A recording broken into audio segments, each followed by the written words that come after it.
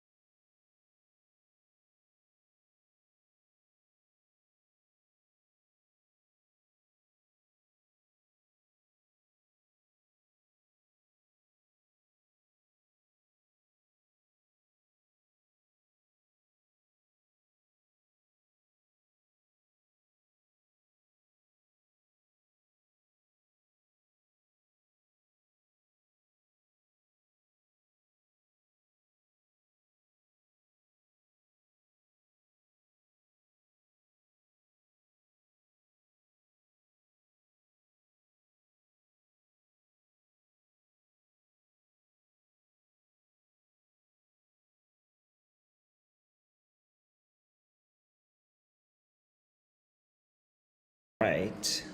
So I'm live, and yes. Hi.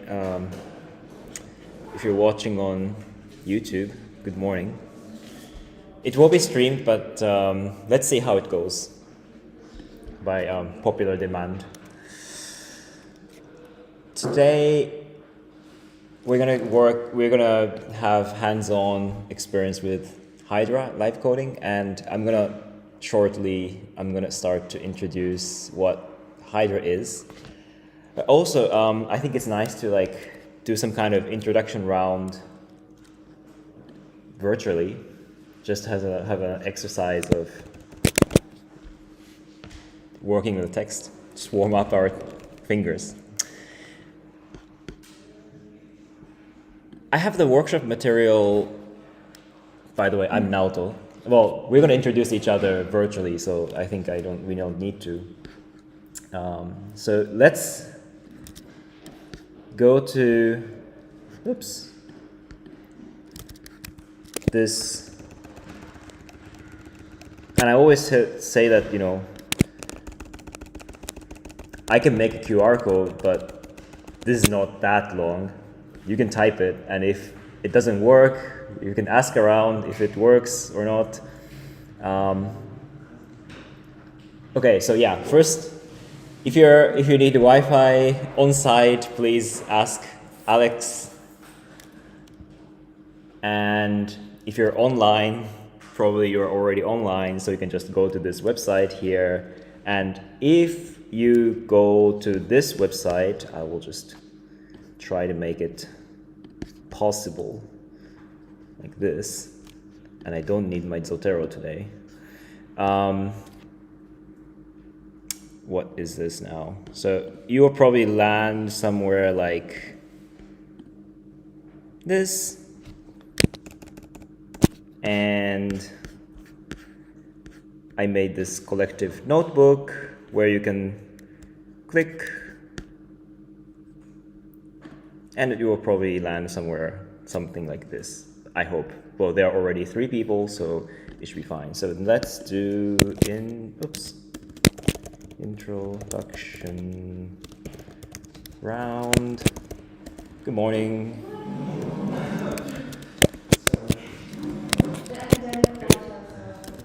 Yeah, you made it on time. Good morning. Find your seat. Well, take your time. We're just starting with the introduction round, so you came at the right moment. I think, yeah, maybe that one is nice so that you can see the screen well. And for those who are coming later, we'll figure it out. So everyone, just write your name.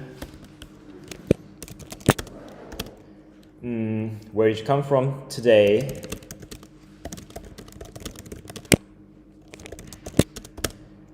And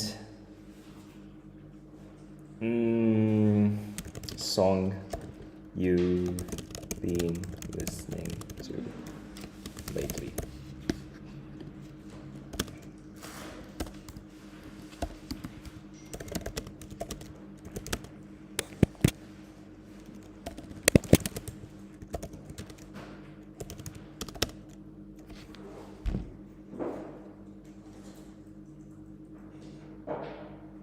Actually, I want to add, if you have favorite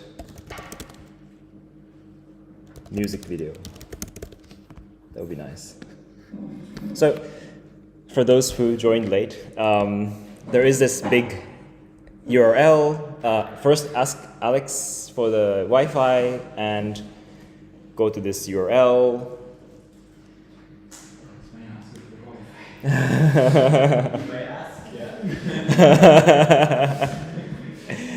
Now you're allowed to ask for the Wi-Fi. I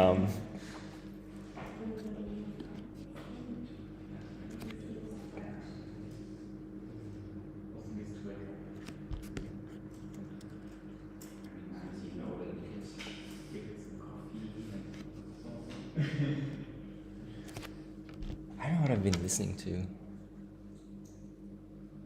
Actually, not so much, because I was at the choreographic coding lab for the whole week, and I feel like I was not listening to anything. But you were listening to some noises made from a chair. Yeah, true.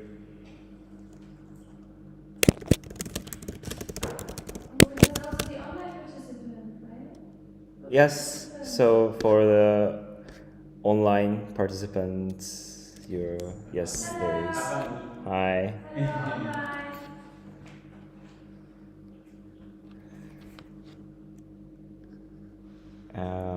I don't know what my favorite music video is. I was into this, like, researching a little bit of music video. There was a seminar, the last seminar I took in the art school where I finished 2 years ago. They organized an excursion that's from Übermorgen, that they organized a seminar in Vienna, and they have a summer house, so like 10 students maybe gathered, and we were like, okay, let's watch music videos. That was the whole idea of the seminar, like let's watch music video for 1 week. And maybe like first 2 days we watched a few music videos and we talked a little bit, and then the rest of the week became the sightseeing of Vienna, which was really fun. So I don't know, we didn't really watch so many videos. But anyways, I think it's nice to kind of like, I don't know if we feel like stuck, maybe we can come back to this music video topic because it may be inspiring, because what we're gonna make is very like abstract videos. It doesn't have to be abstract, but by the way, I really like that on the desktop I have a mini Naoto here, which is the copy of my passport. But I think you cannot read it, so it's fine.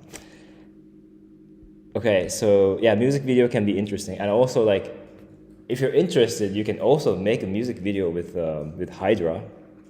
So if you're ambitious, so that's why I always want to like talk about it. In that sense, yeah, I don't know. I'll just leave it out for now. I'm just curious what people are like writing.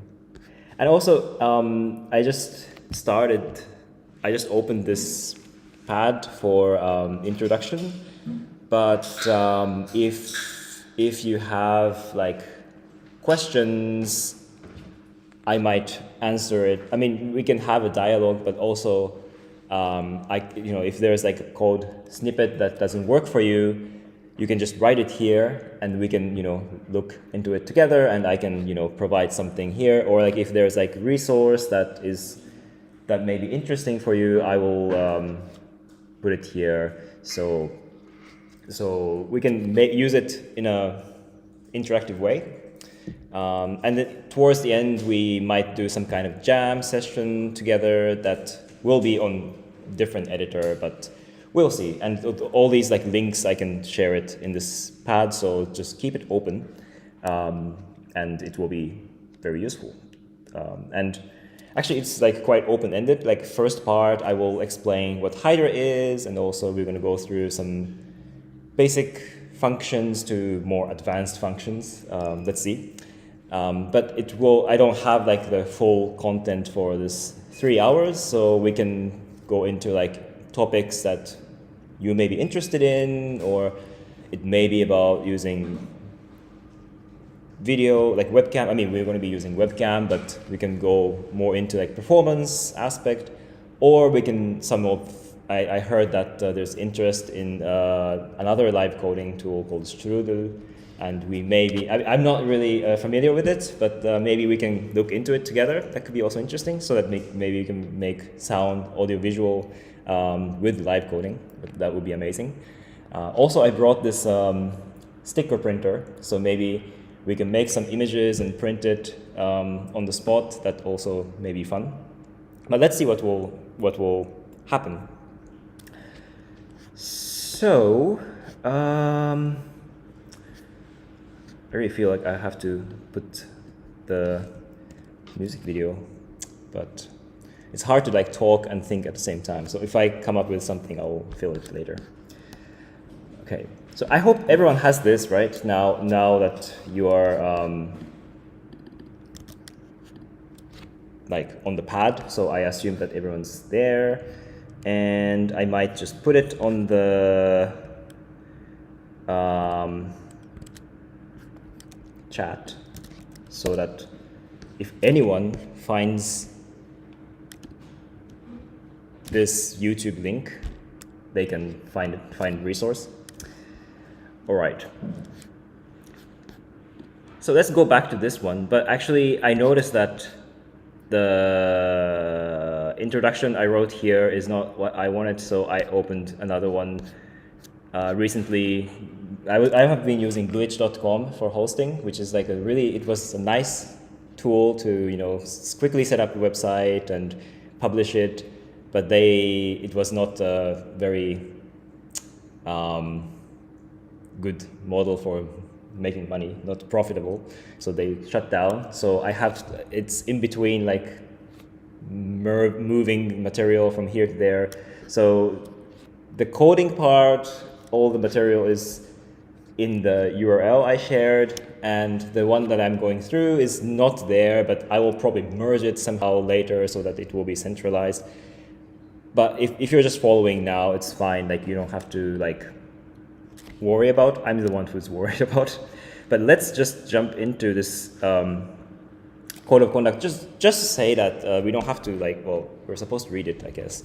But just so that if there's anything wrong, I'm here, but also the organizers are here as well. From Node, please. And Alex. So if there's anything wrong, if you need something, they are here. So just talk to them. And practical information, like where's the bathroom and so on. Do we need to the schedule and stuff? You can always use the bathroom if you want to schedule that. No, but where is the bathroom? Yeah, the bathroom is downstairs. I just shut the door to the basement area where the bathroom is. But there's orange signs that will lead you there. And once you leave the door, you have to make sure that the door remains open, because otherwise you can't return. Like the door from here to there. Not the bathroom door, but the bathroom to the basement. And it was open all day yesterday. We kept the little wood there. I just closed the door because there was people downstairs. But I will open it again. Don't worry. And we will have soup later at a certain point when we feel hungry for lunch break. We'll check in. Maybe yeah. you guys always say if you need a break, even a 5-minute break for coffee and snacks and breathing. And if the air conditioning is too low or too much, tell us as well. Great, thank you. Now, quickly go through. Okay, so I have this introduction page. Now we're talking about Hydra. I have this introduction page, but I noticed that this content is a little bit like performing art oriented. Maybe some of the things are interesting, so I might come back to it. But there's more like a general introduction to Hydra, which is not online because of the glitch shutdown, but I have it on my computer. And this is the material I created with Flor de Fuego, who is not here, but somewhere in Germany. I actually don't know. She's always like here and there doing live coding stuff. And we gave a few workshops. So this is like a material I adapted. So just shout out to her. And actually this information is old. I'm based in Tallinn right now in Estonia. I'm doing my PhD, but also, in digital technologies, but also I'm artist, and I have been working as an artist for quite some time, and that's how I got to know Node, and I'm really happy to be here today with you. But I think I never did like live coding workshop with Node. Well, no, actually, Digitale Welten is. We can also do some advertisement in the break. The youth or teens workshop. And in that one, we did Hydra workshop, but this time is a workshop for grown-ups. I have been talking about this live coding all the time, but it may not be familiar to some of you. Basically, it is a practice that is like, let's say like in a club, there's like a DJ manipulating something. I actually don't know what they're doing, but they're doing like performing on the spot, mixing on the spot. And live coding, let's say for sound, is something that you would do very similar things, but with code. So there can be like MIDI interface and so on, but basically you're like writing the code on the spot and making the sound. And what we're going to do today is we're going to do video stuff. I don't know what's the right word, like video coding, because we're not like editing video, we're kind of generating video. It's not, also I try to say like, it's not like we're applying filters, because we're actually coding and manipulating pixels. Yeah, manipulating pixels, that may be the right way to say it. And not with like post-production, like Adobe kind of tool, but we're actually like writing the code to make it happen. But also, like I said, like there is no prerequisites. That's because Hydra is like very beginner friendly.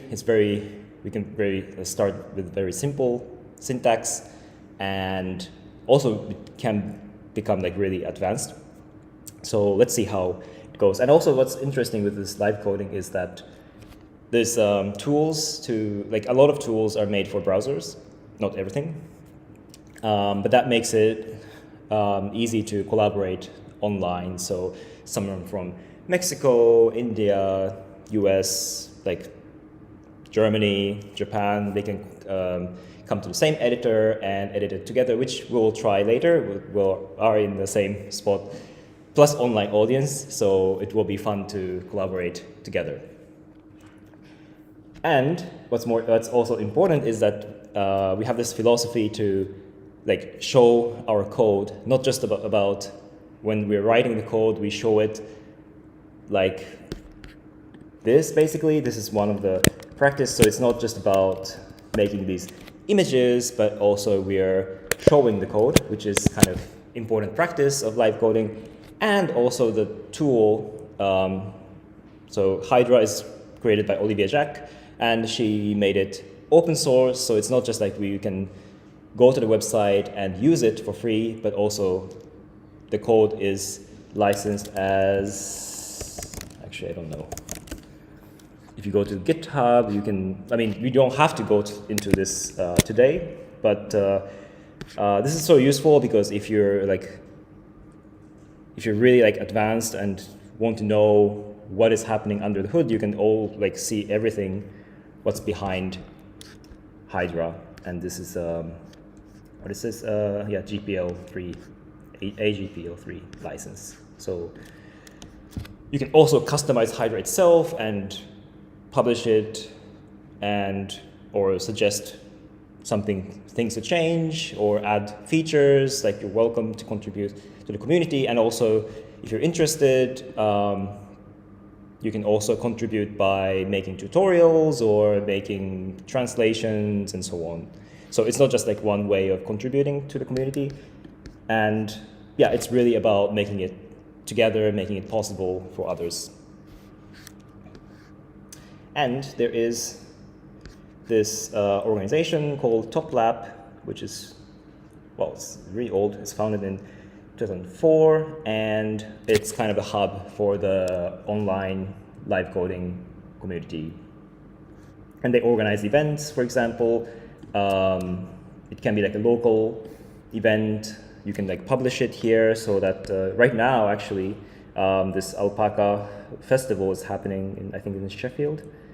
And I think it's like a symposium with talks, workshops, and music around, not just about live coding, but patterns and so on. So this may be interesting for you to check out later. I heard that there's a live streaming.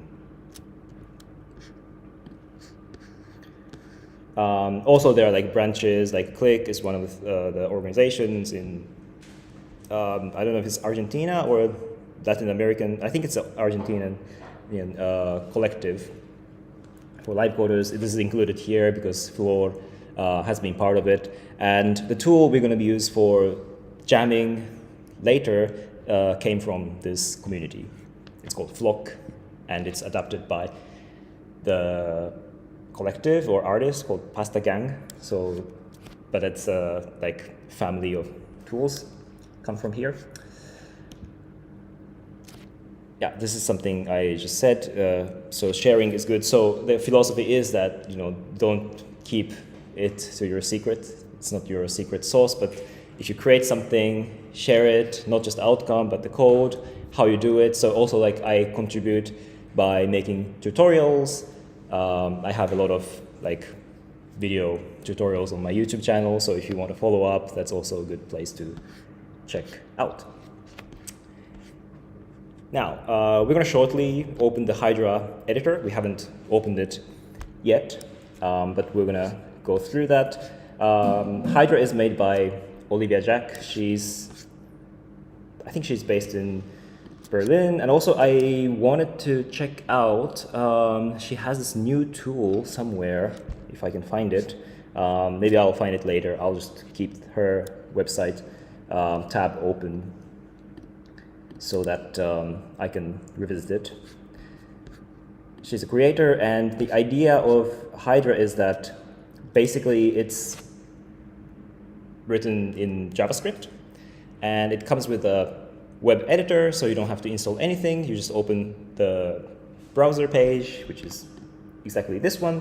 But also it has like two components, which is one is editor, that is this interface itself, and also the Hydra library or Hydra synth, which is more like a portable JavaScript library. We don't have to know it yet, but the good thing is that we can also like first work on the editor, but if you want to embed this on your website, there are like different ways to do it. And for example, I have my website with Hydra in the background, which is made with Hydra synth library. So it doesn't have the editor itself, but it has the, in the background, it's loading a little bit slow, but this background texture is generated, it's not a video, it's generated on the browser using Hydra synth library. So if you're interested, we can go also to the site. And yeah, in that sense, it's like very similar to, for example, like P5.js, which also comes with P5.js editor. If you go to the editor, p5.js.org, and it loads the P5.js library. I hope the streaming is okay because the connection seems quite slow. Maybe it's a heavy duty for the router or the SIM card. I don't know. Well, not SIM card, but the mobile signal. Anyways, yeah, so you can like see it as something like similar to P5.js or I don't know. There are other JavaScript tools to create visuals like 3JS. I forgot others, but also you can just like write JavaScript like from scratch and write your shaders. But basically, like Hydra is something that abstracts all these level stuff, so that you can just combine functions and easily make images. And that's the combining functions is the key in Hydra. It's here, it says interconnection. So basically it has like kind of analogy of like peer-to-peer network, computers connected to each other instead of like having centralized server. We talk to each other and we can send code from one computer to another. I mean, it's like a metaphor, but also sending video stream from one to another instead of having this centralized server. That's like one model of like distributed network. And also like, for example, like Hydra has WebRTC integrated so that you can stream videos from one computer to another. But also this analogy goes to the idea of, okay, let's jump to this one. This is a video analog, modular analog video synth from Dan Sandin, and basically it's like a patching interface. I mean, if you work with sound, maybe this is like familiar with the sound, like modular synth. But basically you plug these, like patch these different modules and make videos or make sound. And this is also like analogy of like distributed network. I mean, it has kind of flow, but you basically connect one point to another. So this is like making video in analog way, but also Hydra takes this idea so that we combine like one function to another, we connect it with dot and connect to another function, so you don't have to like think about, okay, just one function to another function and that's it, but you can connect one function to another and another one, another one, another one to make it more complex in a very intuitive way. This is some online stuff we did in the past with sending video to each other. So we were like working, I was working in Germany and Flor was in Argentina, and we were like sending video and making it into a feedback loop. And also this analogy goes to like the Hydra, like many thinking heads as in community. So we're like not just distributed like laptops or functions, but also as a community, as the individuals, we're part of it, and we think together and also share knowledge in terms of like open source, like coding together. That's one way of like sharing knowledge, but also we share knowledge through tutorials or through this workshop or contributing translations so that others can use the tool as well. So it's kind of like collaborative effort. So it's like has like different layers of this kind of collaborative of people, group of people, and computers and functions, as in like analogy of analog modular synth.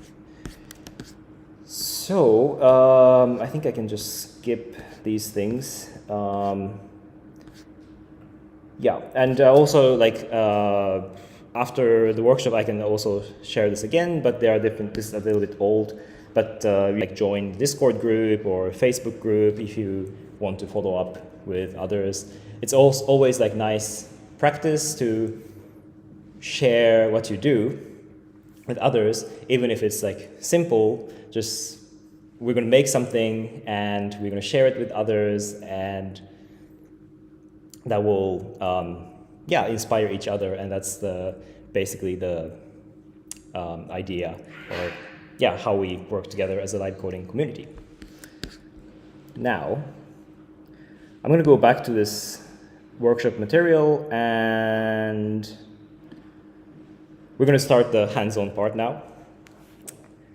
And if you have this website open, you can go to this menu, which is called Run. And here, basically, it has the instructions. So let's open https hydra.ojak.xyz.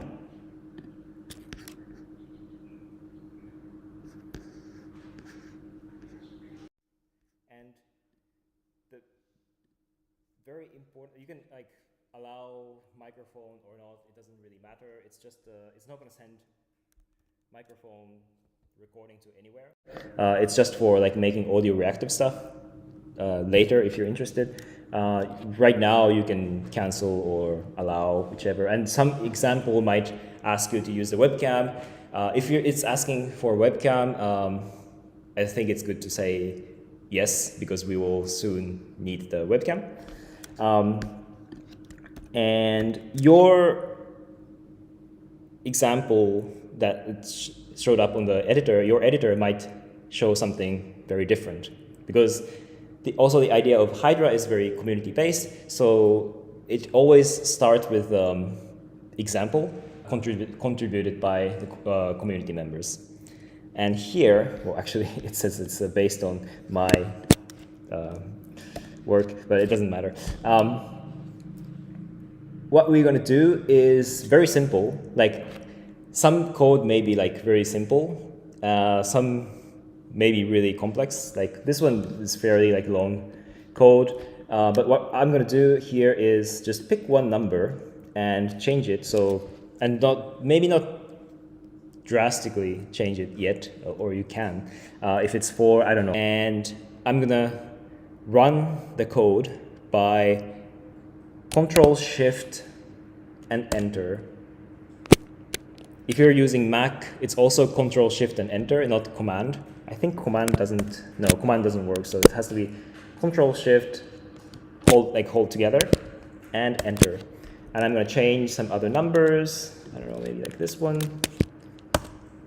and it will start to change. And if, for example, I made like a big mistake, like I just wanted to change the number, but I, accidentally deleted the parentheses, it will, if there's like a error in your code, it will show, for example, missing closing parenthesis after argument list at the bottom of the editor. So if this shows up, maybe you want to just like Control Z or Command Z to see what was wrong. Or if you're like, have no idea, for now you can just also click on this kind of like crossing arrow at the top right, which will randomize the sketch, and it will just show another example from the pool of examples. Also, this is like a good way to like go through what is possible in Hydra. Just, it's just like zapping, channels, right? So you just click, click, click, and if you like something, maybe you want to change some parameters, Control Shift Enter to see if you can do something, make something prettier, or maybe something not. But yeah, just experiment a little bit and just have get the sense of like running the code. You don't have to understand what is happening yet. And so far, like if you have any question, if something is not working, just let me know.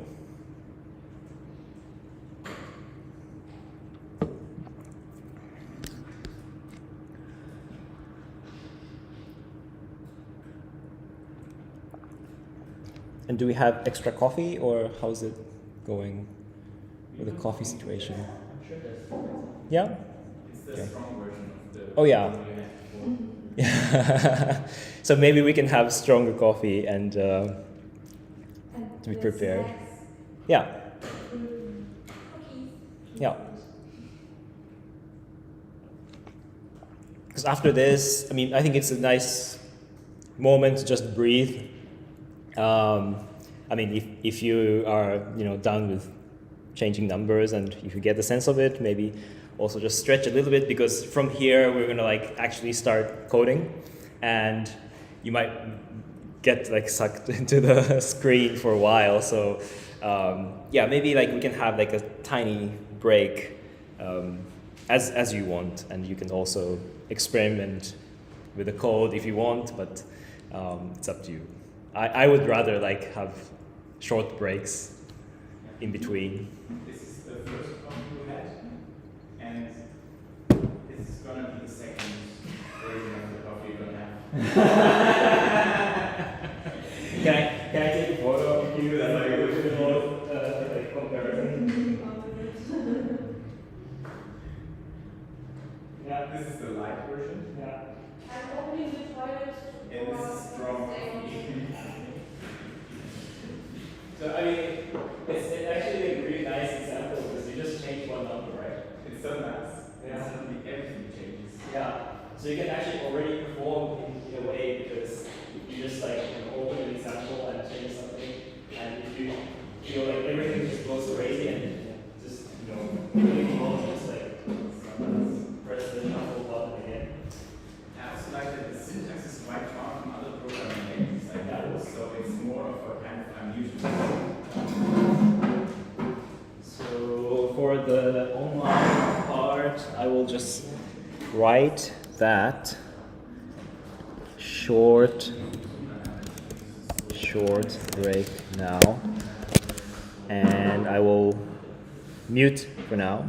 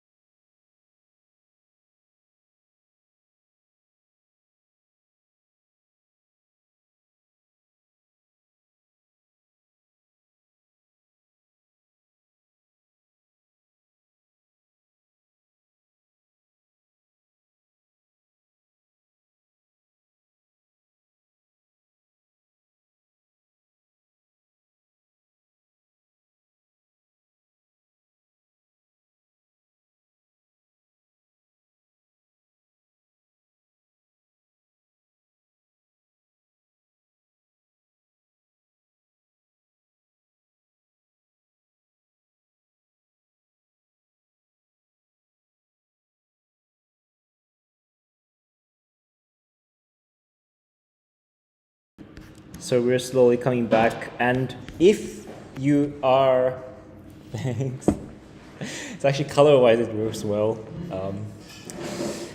So if you're like just joining, on site or online, I don't know if there's more. Actually, I'm really curious, like if there are other viewers online, but yeah, please go to this. Well, first find the Wi-Fi access. You can do it. And then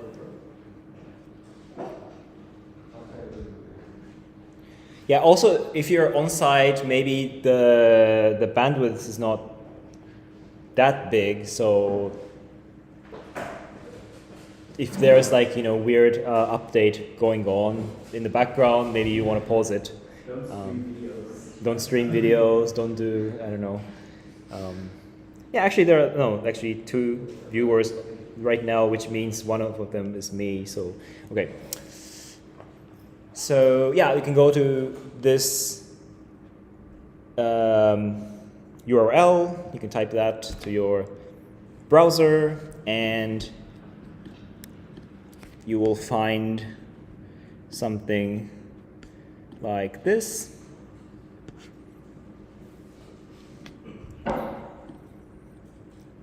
It's actually really slow.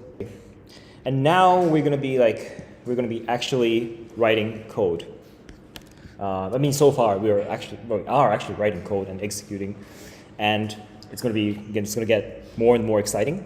So what we're gonna do is, if you're here,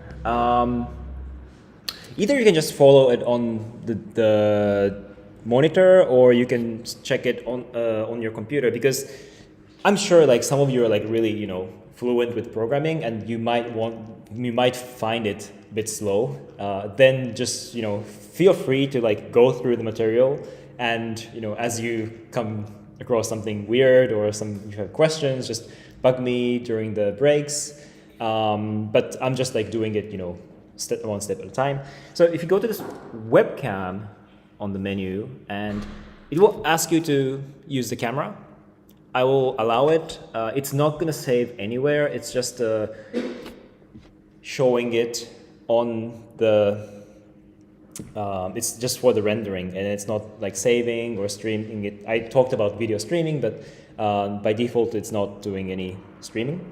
So don't worry, just allow it. And if you really don't want to use the webcam, just let me know. And then what it does here, I think the layout is a little bit different. If you're on the computer, probably it will show something like this. And this is actually like a live editor embedded on the workshop material. But I think it's nice to do it on the Hydra editor, the official editor, instead of the workshop material page. So what we're going to do is, I think you were like experiment with something. If you actually want to save something, just select all and copy it and paste it on your text editor or something. And there's like different ways to save code. Maybe it's actually good to mention it before we start doing it, because you might find some sketches like randomly you like make something really nice that you want to save. So one way to save it is just to select all and copy it to your favorite editor. That's one way of doing it. Or you can do, I think it's Control-Shift-S. And again, even if you're using Mac, it's Control, it's not Command. If you do Control-Shift-S, it will save the code as a JavaScript file, like .js, which is basically a text file, and PNG, which is a screenshot, which is super useful. So if you make something nice, if you do Control-Shift-S, it will automatically generate the code,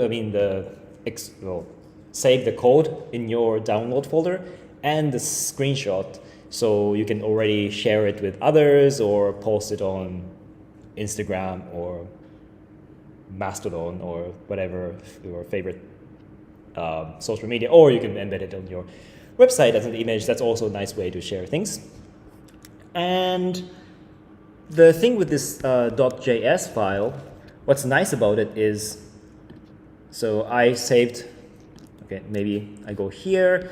So if I want to see the file it's a little bit small, but this is the file I saved already. And if you drag and drop to the editor at the bottom, like you have to find the cursor and you have to find it at the bottom, it will append. So maybe what you want to do, sorry, I did it in the wrong order. I think if you want to revive that code in the editor, you just want to like delete everything, or there's actually this button, this trash can, which says clear all. If you press, it will clear everything. And here you want to drag and drop the JavaScript file and run it again. How to do it? It's Control-Shift enter, and it will run the code again. So this is like a really useful way to save it. Again, Ctrl+Shift+S to save with a PNG screenshot, and you can come back to this anytime. And it's also nice that it has this PNG file, so it kind of like makes a nice way to index. So if you have like 100 saves, you can go through the images and you can check which one actually you're looking for in the JavaScript file, because it has the same name as a timestamp, Hydra 2025, September 14th. So it's like timestamp, so, and the same timestamp for a PNG and JavaScript file. So it kind of like makes a nice way of indexing if you start to save a lot of these codes. And I mentioned this trash can button. I'm going to press it again. So if you haven't saved your code, and if you really want to, save it, now is the right time to do it before pressing this trash can. And this, you can also delete it if you want. It doesn't matter. This is just a comment. If you're not familiar with programming, if you start the line with / in JavaScript, this will just completely ignore that part. So this is like a text, but it will not pass on to the compiler. So this actually doesn't do anything except that it describes what it is. And now I'm gonna, maybe I'll just split the screen. So I have this and this, like, how do I do it? No. Okay, like this, and okay, this is okay. So I'm going to type that same thing, or you can either do copy and paste from the page that has the material, or you can type it by yourself. I think it's nice to type because you remember it well. I mean, better if you type it by yourself. This is 0, so it's s0.initcam. C has to be capital, and then we have this new line, and it has src, which stands for source, s0.out, and I'll just wait for you to type. And either you can do Ctrl+Shift+Enter to run it, and it will ask you if you can use the camera or not. I will allow it so that it will show up here. And basically, what it does is the first line is, it's kind of like something behind the scene. You want to use S0 as camera, like S0 is like a special source texture. We don't have to know about it so much, but basically we're saying that, okay, it's like a kind of switcher and we connect it to the webcam. And nice thing about this is that you can pass either like 0, 1, 2, like these numbers. And if you pass this number, you can select, for example, I have this OBS virtual camera. I'm not going to do it now, but if you have like multiple webcams connected, you can index that in that way. But normally you don't really need it. If you have just one webcam, probably you just leave it out. But if somehow like it shows the OBS or something weird stuff, you might want to change the number and experiment which one goes to your webcam. And so this first line makes the S0 as a webcam, and in the second line, we're using the source image, which is the S0, which is a webcam. And basically, this dot here is what we saw as these like patching cables in the modular synth. So we're going to connect the source image into the output. And what we're going to do next is basically we're going to be like connecting more things using the dot. And if you go to the next simple example is here, you can see that it says source 0, S0, which is the same thing. And we also have this dot out as like output. But we connect something in between, which is dot color. In this example, it's 1, 0, 0, and dot out. And probably, like, you might guess if you are familiar with like colors on like how computer processes color. This is 3 numbers. There are stands for R, like red, green, and blue. And in this case, some of you might use like 0 to 255 for like to represent color. Like for example, in P5.js processing, these tools, they use, well, you can actually change it, but by default it's 0 to 255. But in Hydra, it's 0 to 1. So what happens to the numbers in between, you can use 0.5, for example, it will get darker. And you know, from now on, we're gonna like go through different functions as examples. And first thing you should do is just to copy what's there on the website material, or like what I'm showing right now, but also like just be bold to experiment with like different numbers. And I'm not gonna like go through that every time. Right, well, for now, I will just demonstrate. For example, like I do this, it will have more like green color. I don't know. If I do like 110, it's more like yellowish color. But it's like this is the tricky part. Like I always want to say like this is like a color filter. I mean, it is doing like color filter, but in this case, like with this color function, it's basically like acting as a color filter. So you know, like you see things through like, yeah, basically color filter or gel or cellophane or whatever. And if you do like 111, that's basically like passing all the colors. So like basically like looking through like, well, okay, this is making distortion, but like glass window or something. But if it's like 110, it's more like a stained glass, let's say.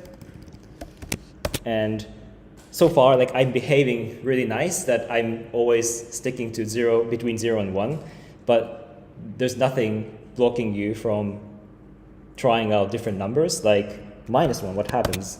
And it becomes really weird if you start to experiment with like negative numbers or numbers bigger than 1. That's always possible. You can always like experiment with like what happens if you could just put like 1,000 or like, I don't know, -1,000. There are like weird things happens, and maybe that's the moment you like some kind of combination. If you like, I actually like this pattern, and maybe I will pause a little bit, and then I can do Control-Shift-S to save the code with the screenshot of the image, so that I have this in my download folder, and I can revisit this whenever I want. So yes, you can experiment with this, but then I will move on to the next example, which is Colorama. So either like you can keep this color thing here, or like I'll just do like Colorama. I'll just copy what's in the example.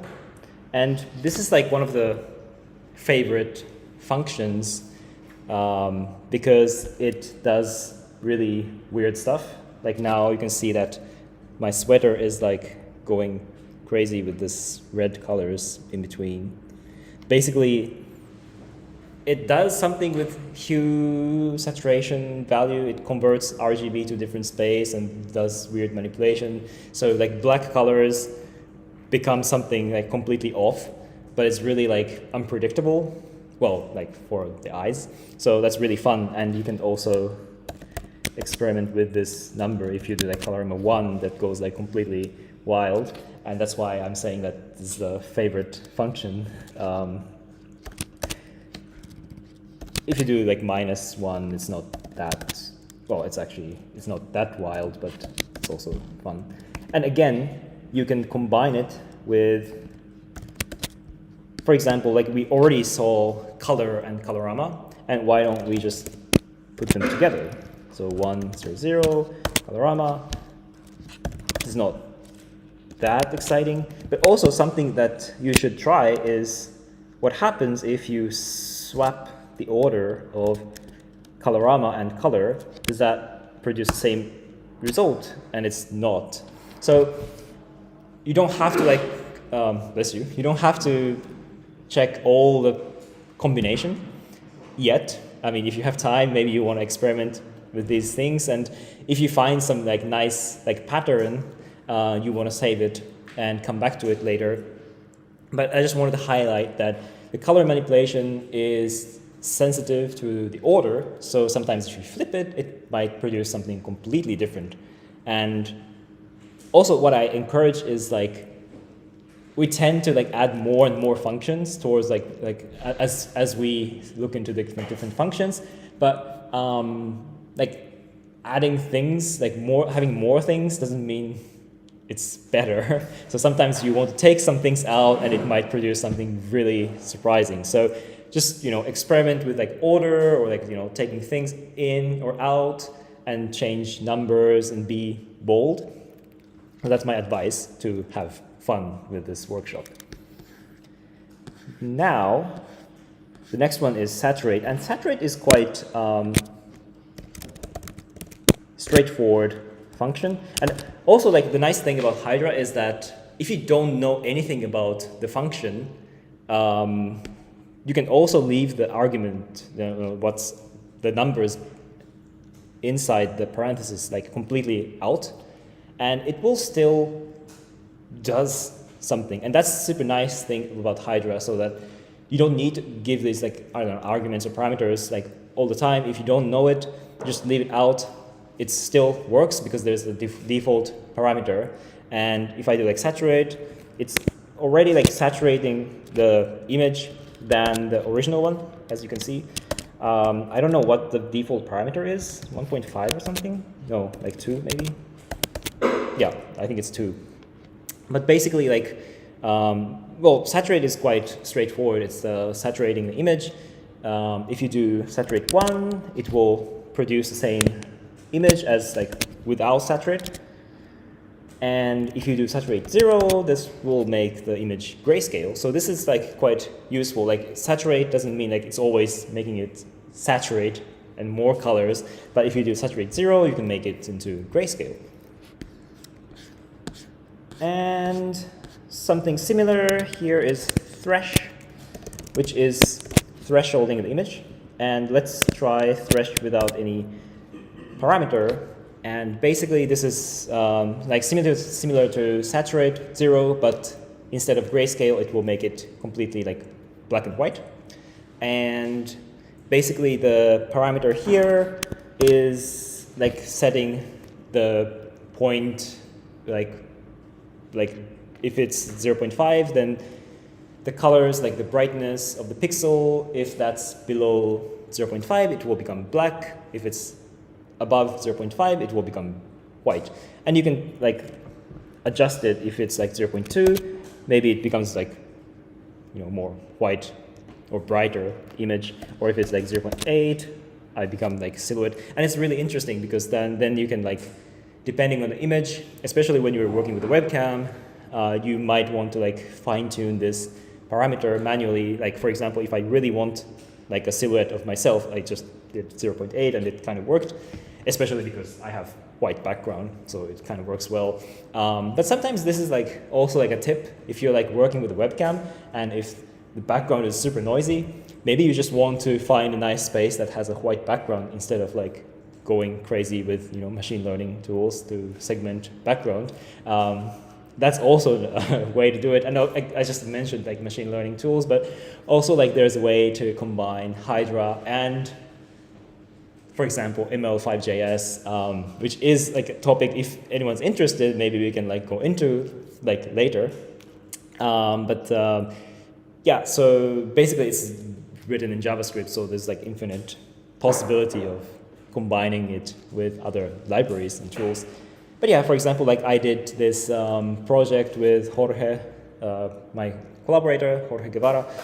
We did like live online performative practice, and basically the way we segmented the background is just put a green screen, like green cloth, so that we can easily segment the background out and we can like superimpose ourselves. But also like depending on the situation, maybe if I have a white background, this thresh and some other combination with functions might work to make a silhouette of myself. And the next one is Luma, and this is something that is very similar to thresh. Let's do it without any parameter.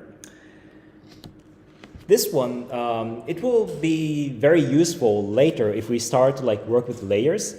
But so far what we see is that it's just like thresh, like the dark colors become completely like black, but it's actually not black, it's actually transparent.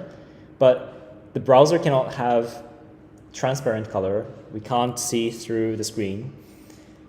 It's actually silly, but it's actually very important that sometimes like we see this black color, but it's actually not black, it's actually transparent. And what's like Hydra is, let's say it's like a stage, and if you look at the stage, of course there's the backdrop behind, and that's painted black. So that's why we see it black, but it's actually not black, it's actually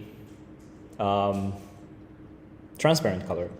So Luma makes transparent color, whereas Thresh is making black and white. And this is, I'm just like saying it this now, you don't have to understand it right now, but if we start to like work with layers, it might make more sense to you. But for now, Luma is something that can just threshold, but preserve the color if it's bright. And there's also something, it's not here, but I would introduce is invert function. And that basically inverts the color. And why am I saying this, like just dropping this now, is because, for example, and I don't think there is a parameter, maybe it does actually. Okay, I'm always confused by this, but it does, but you know, we can just leave it with just without a parameter, just invert. It will like invert red, green, blue channel, like flip it completely. And why am I saying this is because, for example, if I do thresh, and earlier I said, okay, maybe like 0.8 is a nice color, nice value to make my silhouette. But actually, I don't want my silhouette to be black. I want the background to be black and myself to be white. Then in that case, I can do invert so that I become a white silhouette and the background is black. So that's why I just thought invert is a nice way to flip the colors. And also, if you do like Luma, now it's like dropping all these dark colors as transparent or black. But if you don't want that, if you want to segment or like cut out all the bright colors, you can do invert, Luma, invert. So yeah, actually this is quite useful if you want to like segment the bright background out, and now it's just myself floating in the pixel space. And probably I can just like adjust it like this so that I'm like nicely segmented if you have a white background, and I think it's different for you, but later we can maybe like move around and find space that you want to work with. All right, so again, it's like about the combination, and you know, like I might want to do colorama afterwards, colorama, and that's yeah, so I can have myself segmented from the background and have green skin now. All right. Now, if you expect something that you want to work with, like, I think there's like a culture, like the video jockey, like VJ, just like, you know, DJ in the club, like playing music or mixing music. You can mix videos and make something reactive to sound, for example. And so far, like I hope it's fun with the Hydra, but we're working with the mainly with the webcam, and you can move, but the image, like if you just stay still, I think it's not really moving so much. So if you want to like introduce something more like dynamic, there's a way to make this, it's kind of like a sequencer. So I'm gonna just delete this and go to a simple example, but the color is already there, so maybe Colorama. And as I said, Colorama has like one parameter here, and for example, I want like 0.1, but also like I want to like sometimes like more subtle, like 0.01, and goes to like more extreme, like 1. And if you put these parameters in the square bracket, separated by comma, and execute it, or Ctrl-Shift-Enter, it will circulate between these 3 numbers. And that's like a really effective way to make dynamic pattern. It's basically like a sequencer in the sound. And right now it's changing at like every 2 seconds, I think, because there is this special, I will make it, okay, I'll stop this Colorama thing because it's a little bit distracting. But if you have like different numbers you want to work with, you can just put it here. And the speed, if you want to make it faster, no. There is this variable, like a global variable called BPM, and by default it's 30. And if you want to like change this BPM value, then you put this equal sign.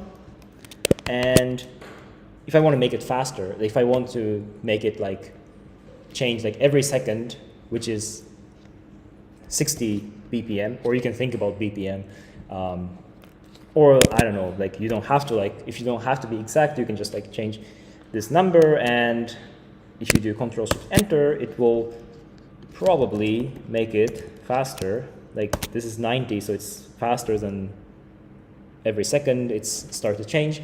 And this is like nice way to work with, if you want to work with sound, it's actually not easy to synchronize it well, but if you know this, the BPM of the song, you can just easily synchronize it with, well, kind of synchronize it by passing this number.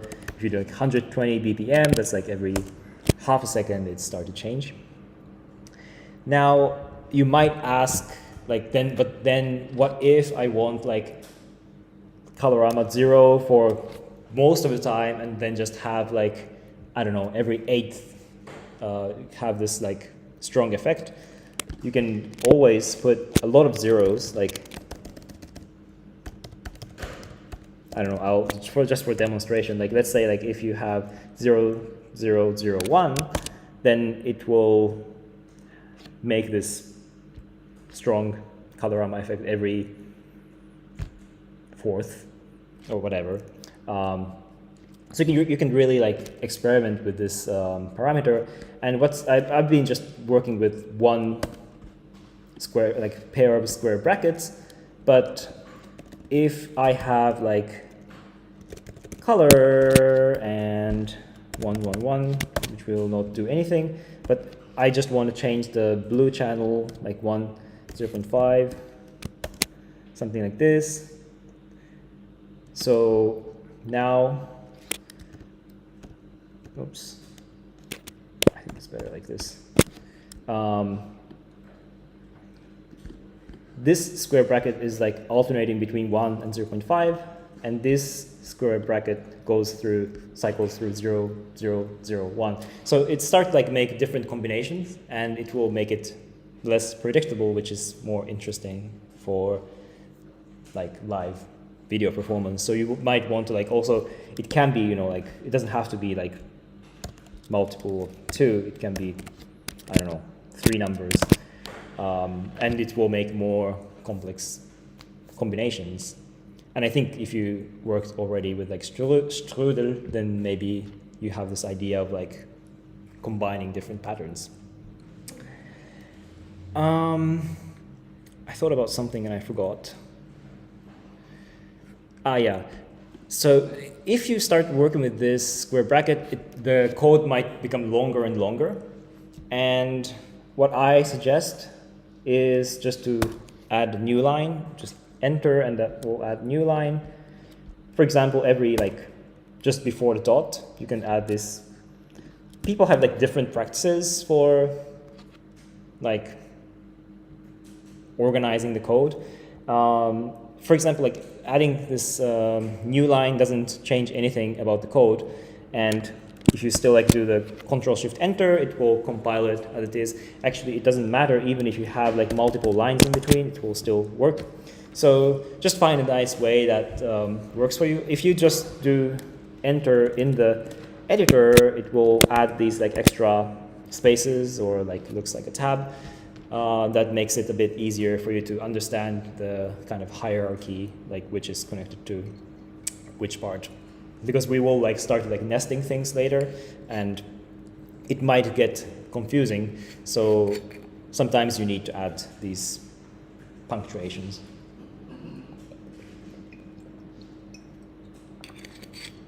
Okay, how is it going online actually? Yeah. Good. And so far we worked with color, and I will just make it simple. So far we worked with the color, and we're gonna be looking into geometry. So Hydra has like a lot of functions, and also like maybe it's a nice time to introduce you to the API page. Actually, it's basically it's not really like API. It's documentation for the it's basically a list of functions. I will post it in the Rise Up pad at the very top.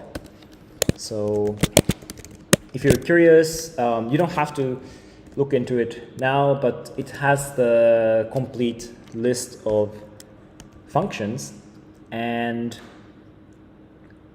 also it has the default parameters and so on. For example, I talked about like saturate.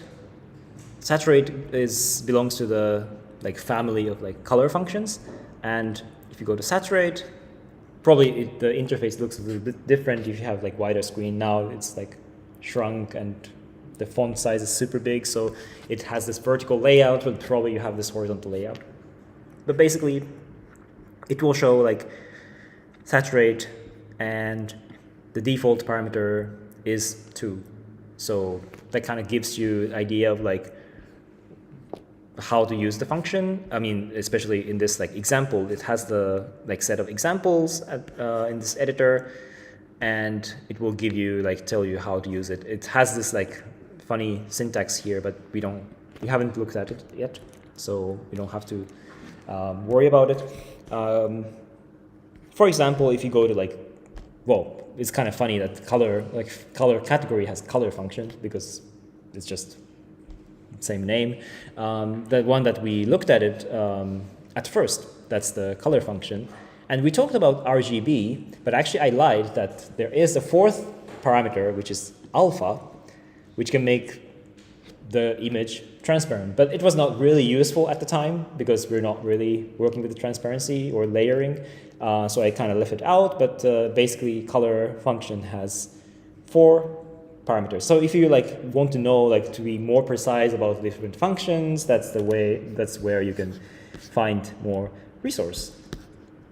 But let's go back to the editor, and I just wanted to talk about this set of functions because I just talked about this family of color functions, and that's something that we've been looking at, and we're going to move to geometry, which is not manipulating the color anymore, but it manipulates the geometry. What it means is for example, I think it's easier to look at the examples. So I'm going to just delete this BPM thing because we're not going to use it now, and I will just do this one line thing for now. The first example is repeat, and always just, you can do it without, you can run it without the parameters. And by default, I think it's 3 by 3. So basically it makes the texture into a grid, like repeating the texture. So now I have myself like 3 by 3, but if I want 2 by 2, then it works just like this. It's kind of useless for now. If you get nerdy, it's actually quite useful, but there's like repeat 1, 1 if you want to just make it 1 by 1, but that doesn't change anything from the original texture. You can also go like 100 times 100, so I become something abstract. Is this also like, it doesn't have to be always like same number for like x by y.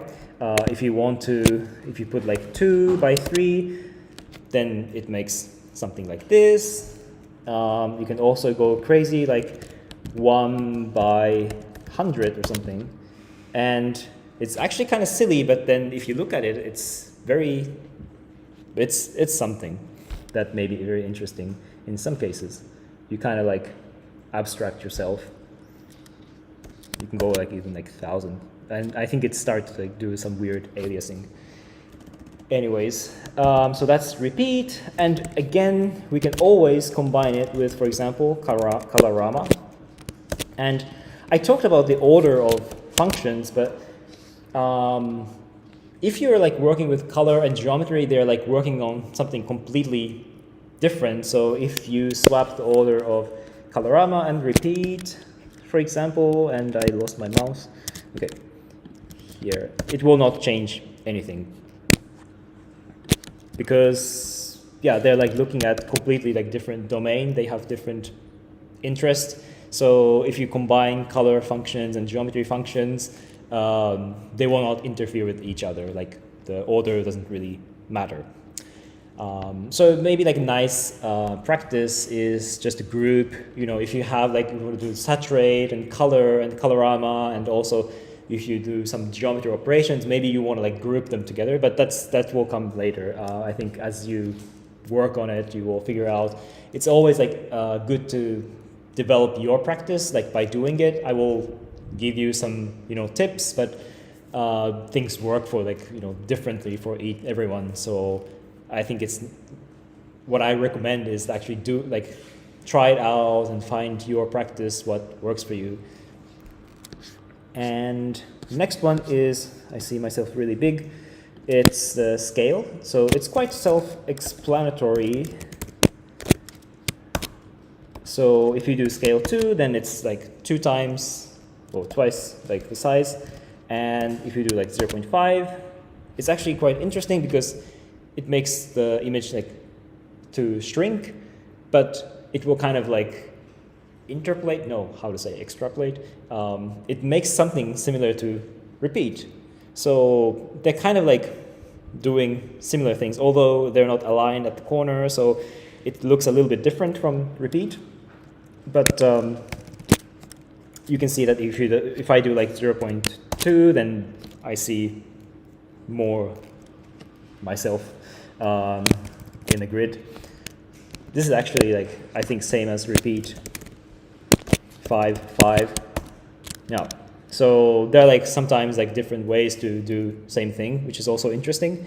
And if I do like scale 10, that's obviously this big mouth, like this.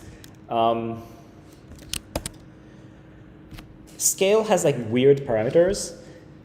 The first parameter is basically like this scaling, like x and y, well, like horizontally and vertically, like in a same proportion, but it does have 2 more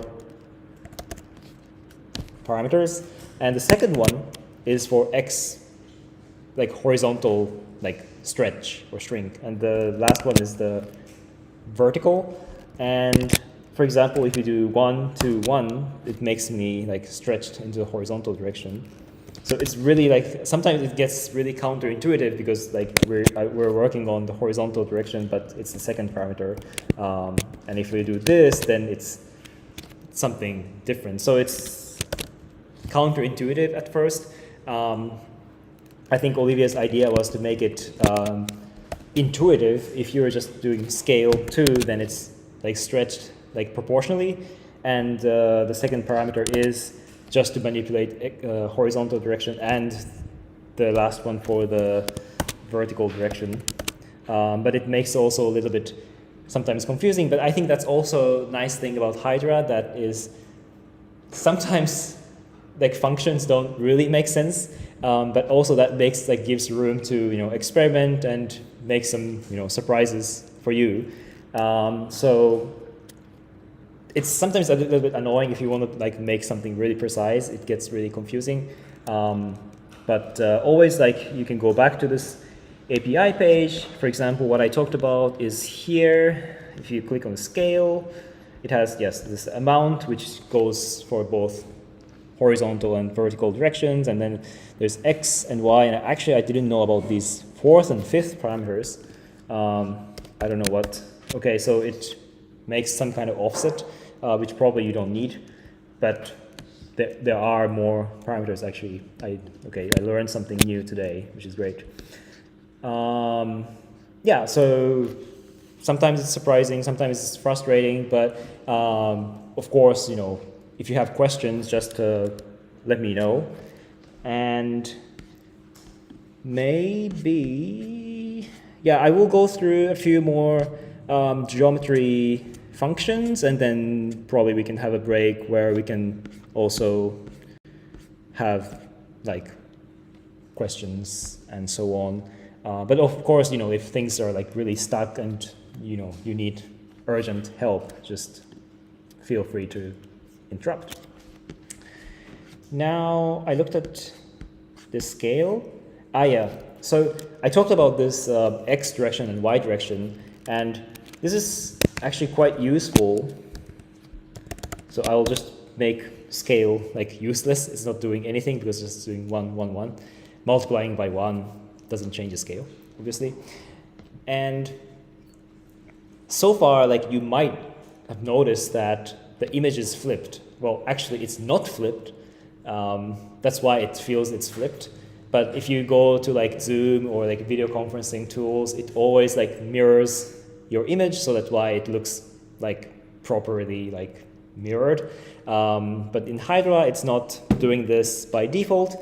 And if this is like really annoying for you, there's a way to do it. Simply put -1 for the X directions stretch. So if you stretch into negative direction, it will flip it. And now it might feel more natural. Actually, if you're looking at the monitor, I think the without flipping is better. Now I think makes sense from your perspective. But if you're looking at your laptop, if you do like 1, -1, 1, then it will probably make sense for you. I think I can like kind of touch myself, like my finger like this, or if I have to like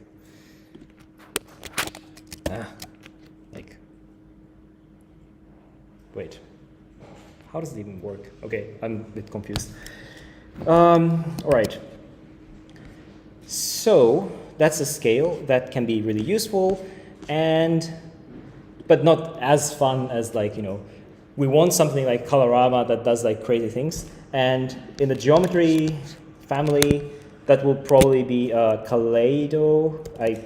I don't know how to pronounce this properly. I call it Kaleido because it's like kaleidoscope, but you type it like Kaleid, not without O. Basically what it does is it makes this kaleidoscopic like video effect. It's quite like popular in video jockey culture because it makes kind of satisfying image if it's symmetric. And it's super useful. By default, I think it's 4, yes. But it's also nice to make it like, for example, like 2. It does some weird rotation, but also you can do like 3, which is also kind of nice. it's more like, I think kaleidoscope, like real one is probably like multiple of 3, I think, or maybe it depends on the construction. And it's also, again, like I always say, like to experiment, like to be bold with the numbers. Like for example, if you do like 100, it starts to make this like circular image. It's hard to control it. And if you make it bigger and bigger, then it becomes more like just like a ring, like rings, and it's kind of, it doesn't have like this image of my body anymore, but it looks just like a ring. And then like it may be like, if you're like shy with like using webcam, this may be interesting way to abstract your body, and also you can like use your objects and make some kind of fun color pattern as well. So you can always like experiment with the code itself, but also like it's interesting experiment or exercise to like make this kind of abstract representation and try to find what object works. Probably this is not that exciting because it's white background with white, but if I have some nice colors, or like if you have like some kind of LED lights with colors, maybe that's interesting to experiment as well with the webcam, because webcam tries to adjust the brightness or white balance and so on, especially when there's like image, like light flashing into the camera, it does some weird stuff. So we can like abuse these, how to say, color correction and do some weird things. Now, so Kaleid is a really fun thing that you probably want to like revisit later, and some other like basic stuff like scroll X. Basically what scroll X does is it will shift the image and it wraps around. So even if you make, so this one is like, if you do like 1,000, it actually doesn't change anything because it goes from 0 to 1. So if you go like scroll X1 or scroll X2, it just like wraps around and it came back to the same place. That's why you don't see anything, any change. But for example, if you do like 0.1, 0.2, 0.3, 0.4, you can see that the progression that it's moving towards left on the screen. And I found that sometimes the editor, if I'm using Firefox on Mac, it goes really glitchy in a bad way. So, oh, why is it not doing anything?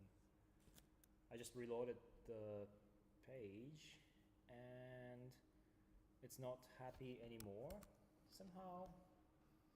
You can just copy the code, go to Hydra again. Yeah, sometimes things get stuck, but oh no. Is it because of scroll?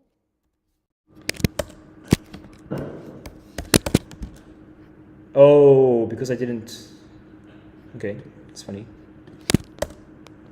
Anyways, I'm back, and for example, scroll X can shift your image, and there is the second parameter, which is the speed. And if you add the second parameter, it will start to scroll like automatically. And if you do like 0.1, I think it's okay. It's a nice speed, but if you make it bigger and bigger, it will make it faster and faster. And of course, you can make this image scroll really fast, but it's probably not really fun to see it on the screen. I mean, I'm not going to do it for you. You can experiment with 100 or something on your screen, but that's up to you. I'm not going to do it here. All right. And as you can imagine, there is scroll Y, which does the same thing, but on the vertical direction, like this. So it's like elevator. And it's basically the same idea. If you leave the second parameter out, or if you make it like second parameter 0, it will be static. It will just like shift the image, and that's it. And if you add like 0.1, then it will start to scroll in the vertical direction. And if you want to move it downwards, and it's the same with scroll X, if you want to move it right direction, then you just have to make it negative number. The other one that's super useful is rotate. And as you can imagine, rotate will rotate the image and like, I don't know, 0.5, whatever number. But the thing with the rotate is that it is radian. So if you do 3.1415, whatever, then it will rotate it completely. It's not flipping, because if it's not like flipping and rotating is different, but you can experiment like with the scale, with the rotate, how it works. If you really want to be precise with, so this is basically pi, and if you really want to be precise, you can also use the standard math library, math with a capital M dot pi like both characters as capital letters, and this will be like precise math, like precise pi value. It depends. Sometimes you definitely need this, but sometimes this 3.1415 or even like 3 may be enough. This is not exactly right, but it's kind of okay. It's really up to you how precise you want to be. And if you want to rotate 90 degrees, that's going to be like, I'll just stick to like maybe 3.14. You just divide it by 2, so that you can use these like math expressions inside the parentheses to do some calculations, so you don't have to like calculate in your head what is 3.14 divided by 2. Or if you want to like multiply by 2, that's this asterisk, which is, rotate all the way like 360 degrees, so it will come back to where we started. But as you can see, there's a little bit of like pixels here. That's because 3.14 is not exactly pi, so there are like weird pixels here that are not completely rotated. Anyways, and just like scroll functions, you can have rotate with the second parameter, which is the speed. It's basically the same as we looked in the scroll function.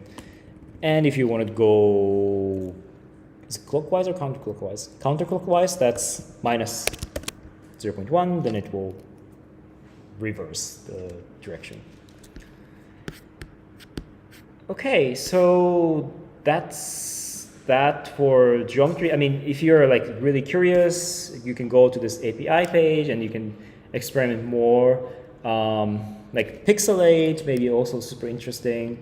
I'll just like quickly look into it. So if you do pixelate, it will pixelate image, and it can be really fun. There are 2 parameters, like, I don't know, 40 by 40. That basically makes the grid of the pixels. So if you make it like super big, it doesn't pixelate anymore because it's kind of beyond the resolution. Anyways, if you make it like super small, like 4 by 4, then you can't see me anymore. I mean, maybe you identify myself as someone blue, so maybe you know it's me. But this is also can be like interesting way to abstract yourself. And again, of course, you can like combine it with like Kaleido or something. There's nothing blocking from you to combine different functions, and as that's what it says here, combination.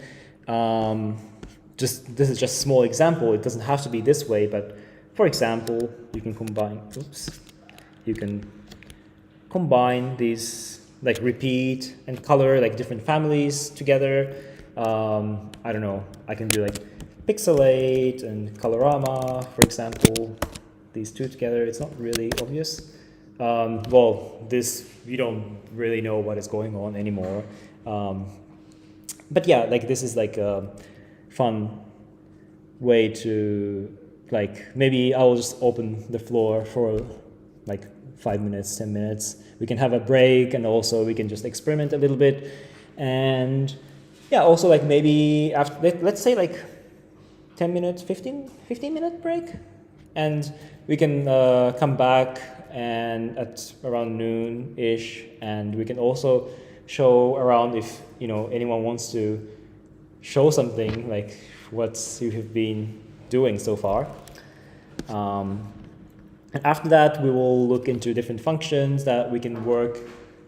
Instead of webcam, there are other sources that we can play with. So we'll look into that after the break. So for the streaming, I will just pause it for now. And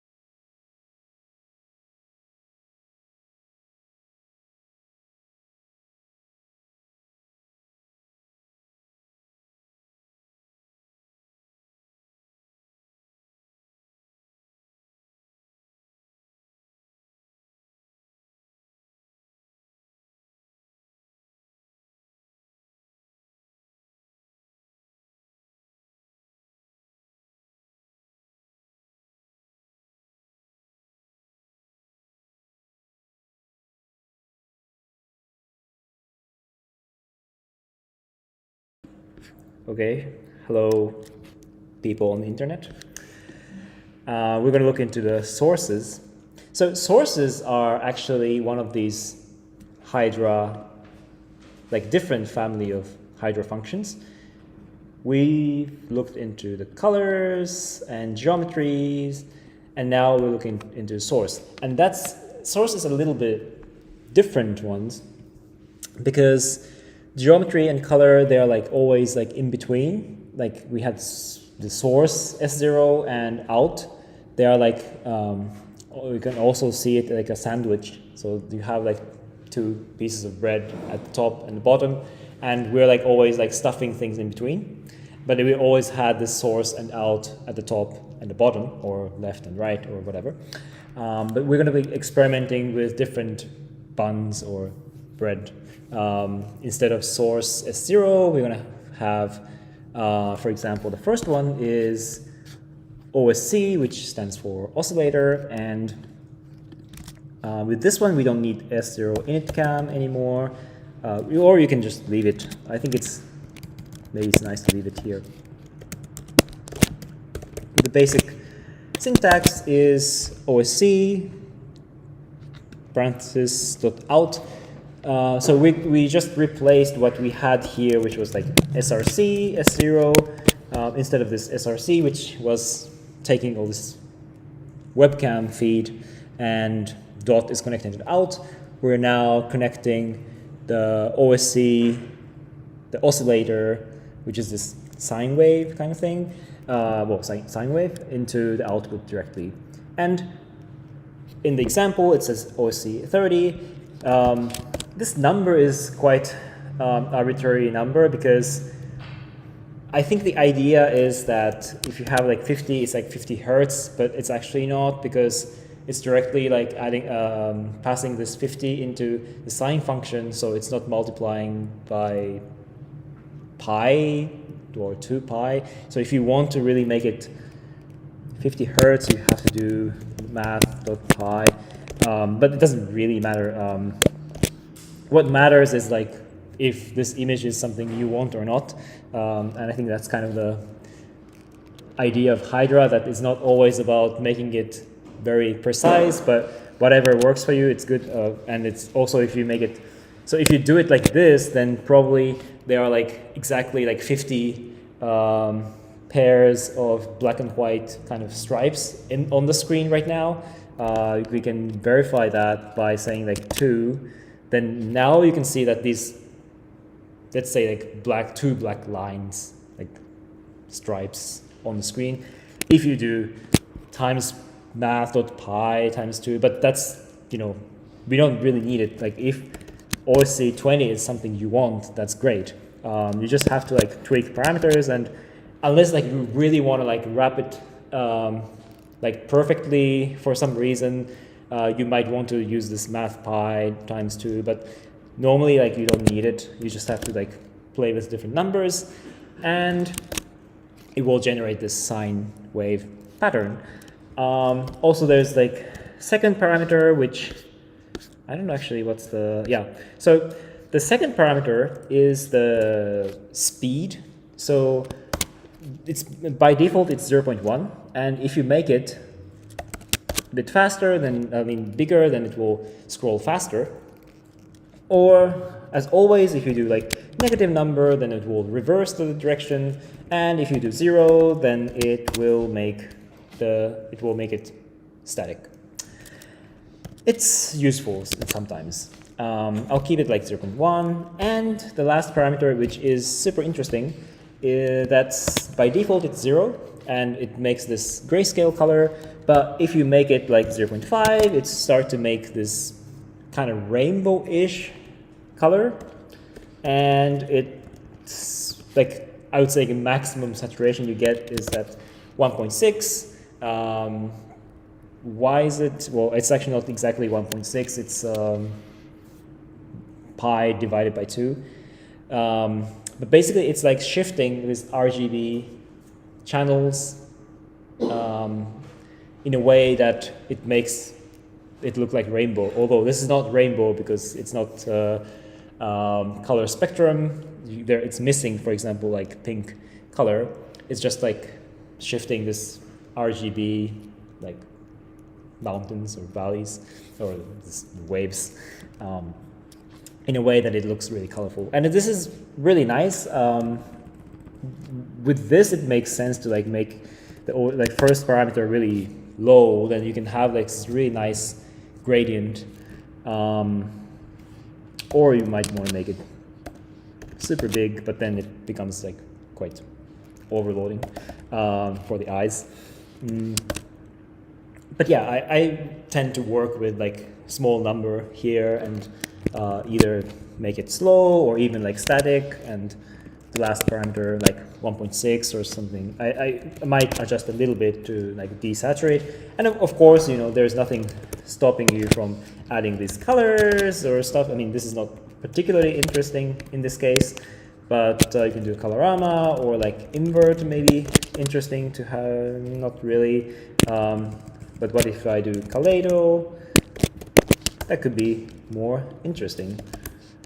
Something like this, and I can maybe move it as well. So again, this is like different source now. It's not src S0, but you can do the same thing with different parameter, different functions, like different combinations. Now it's just that this is not, the difference is like, it's not like, it doesn't work like this. This doesn't work. It will give an error. src.osc is not a function. So it's kind of weird way to say it. It is a function, but it's very weird way that it's outputting the error. But basically what we need to know is that OSC is not like preceded by anything, but it always comes at the top. And this is the same with the next function, which is noise. So I will just delete all these things and say noise. I can always try it without any parameter inside, and it makes this kind of like cloudy, blobby pattern. I think it's by default, it's like 10. And I mean, if I, yeah, it's 10. But of course you can make it more like zoomed in or zoomed out. It starts to like make this repeated pattern if you make it like super big. Not really. I thought it was, but okay, maybe like this. No, actually, did it change? I'm not sure. I thought it becomes like more like a repeating pattern, but you don't see it, so that's good. And the second parameter is it the movement, like speed? Yeah. So if you increase it, it will like make this kind of transition or animation or whatever that a bit faster. I'm not going to go beyond this value because it might be like not really nice to show it on the big screen, but you can try it individually if you're curious how it looks with a faster, well, bigger value with a faster movement. And if you make it 0, then it's going to be static. And since this movement is quite abstract, you can also make it negative, but it doesn't really make sense. Actually, I'm not sure. I never tried it.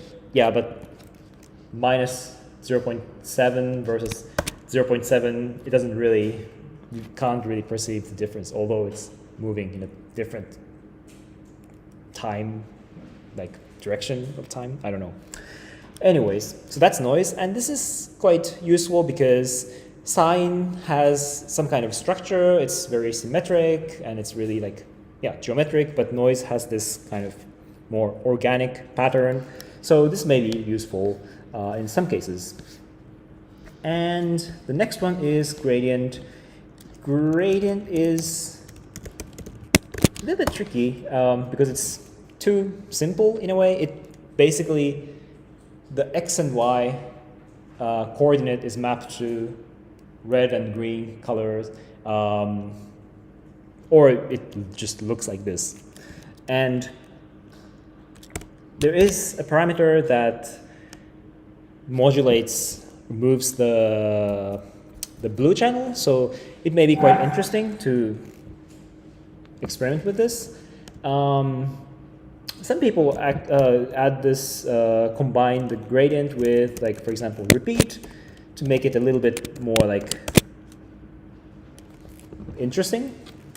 And I think in some of the examples, like the default examples, you might see a gradient with repeat. This is like quite nice combination, and you can start to like rotate it or add it to Kaleido to craft something. And of course, you can do some like color changes with.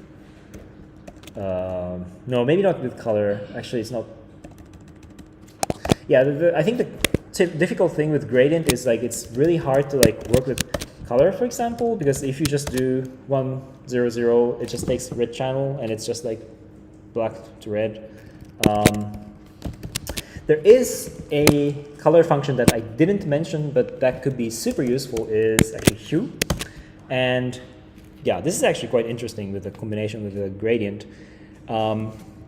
Hue is basically a color function that shifts the hue, and I can like go back to my image, and now I'm wearing a red sweater because it's shifting the hue from blue to red. By default, it's 0.5, so, oh, it's not, sorry, it's something else.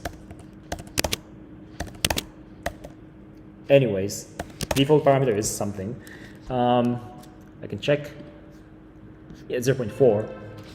So it's kind of like halfway. So like red becomes, if you put like 0.5, I don't know. So this is like working with the color spectrum and kind of shifts the color. So it kind of makes unpredictable colors, but not invert. So it's not as harsh as like inverting the color itself. This may be interesting. And I think the combination of like gradient with hue could be quite nice if you want like experiment with the color palette. But this is saying like you can do similar things with like OSC, 0, 1.6 thing that I said. This kind of gradient, and I like to work with gradients with Hydra, and you can really like fine tune it with hue, for example. Oops. Yeah. Just an example. So, and with this, like sometimes I just like make like small increments and try to like fine tune what color I want to work with, and I might add like geometry functions later, like repeat, and so on. This looks a little bit too harsh, but anyways. So hue function can be really useful. And the next one is, okay, so that's about the sources. There's also Voronoi. And if you're familiar with Voronoi diagram, it's basically Voronoi diagram. If you're not familiar with it, it's basically generates these kind of like geometric patterns, but kind of semi like organic in a way that it's like how it's distributed. But they're like straight lines dividing different points in the space, 2D space. I think this one, the default parameter is 9. No, it's actually not. I thought it was. Okay, it was 5. Just like noise, if you make it like bigger number, it will make the pattern a little bit more zoomed in. Like this could be also very interesting. And if you make it bigger, then it will make this kind of fine texture. Just like noise, let's go back to like, for example, 10. If you make, if you add the second parameter that defines the speed of this movement, and there's the last parameter that kind of makes, it's a little bit like kind of shading, like it's not exactly, but it, if you put 0, all these like blocks have same color in one point of time. It does shift in time, but if you make it like bigger number, then you can start to see like this kind of, I don't know, it's like almost like heat map I don't know how to say. But if you're familiar with like Voronoi diagram, basically where the bright point is, that's the, how do you say, the point of the, like some middle point. I guess if you're familiar with Voronoi diagram, you see like these points are where these like lines are drawn to the neighboring points, and then you take the middle of the line to draw these edges. I forgot, but basically if you increase even more, you can actually see these points floating. This could be also interesting if you want to do something with points, because as you saw, as we've been seeing in Hydra, we're not like drawing like lines, but instead it's like almost like painting the space at like all at once and not like drawing lines. It's a very different way of thinking from comparing to like processing, for example, which you have this like fill or like background function to paint the entire space, but basically you draw things by like, I don't know, rectangle or lines or circle. So it's more like kind of the way you would draw with like a pencil if you're working with processing or P5.js. But with this Hydra, it's more like you have this like huge paintbrush and just spilling the ink all over the place. So this kind of like makes a bit different way of like drawing comparing to other functions. So this may be useful in some cases. Also, I don't know why I didn't add this function, but there is the shape. And the shape makes a shape. Basically, it's the n-gon shape. So if you have a shape, if you put 3, input 3, this is a triangle. If you do 4, it becomes square or rectangle, whatever aspect ratio you're looking at. And you can see that as you increase the number, there are more sides, more corners. If you want to draw a circle, then you just have to make a big number, and you just have to assume that this is a circle. This is almost a circle. Now, and also shape has the second parameter and third parameter. The second parameter is the size. If you want to make it super small, like 0.1 or 0.01, make a dot. I just thought about this shape function because I talked about lines and circles. There is a way to draw it in Hydra like this. And the third parameter is the kind of how blurry the edge is. It can be really useful in some cases, like if you want to draw something like this. And always try something weird. For example, like what happens if we say two-sided shape. This is like, we can't really draw it, but in Hydra you can do it, and it becomes a line. And as you can see, there are two sides. They never meet. They're parallel lines. But in the screen space, yeah, I mean, in Hydra it doesn't matter. You can just add input shape 2, and it becomes like this. This is super useful because it's basically a way of drawing a line. And you can assume that the second parameter is like a thickness. So we can do something like this. And if you really want to draw like a shape, then you can like start like rotate it, or in the next family of functions, we're going to start to see like layering things so that we can start to compose things with shapes, with the webcam, with the OS oscillator, with Voronoi, and so on. But basically, this is the family of source. I think I talked most of them. And there's solid. Can be also useful. If you don't put any parameters, it will just output black color. Not super exciting. But basically, it's just like the color function. But the difference between solid and color is that solid is where this, the chain of functions start, and color is always in between different functions. And yeah, solid 1, 0, 0 makes red solid background, or 1, 1, 0 becomes yellow, 1, 1, 1 would be white, and so on. I think there's also a fourth parameter, which is transparency, so we can also make it transparent, although it doesn't make sense in this case.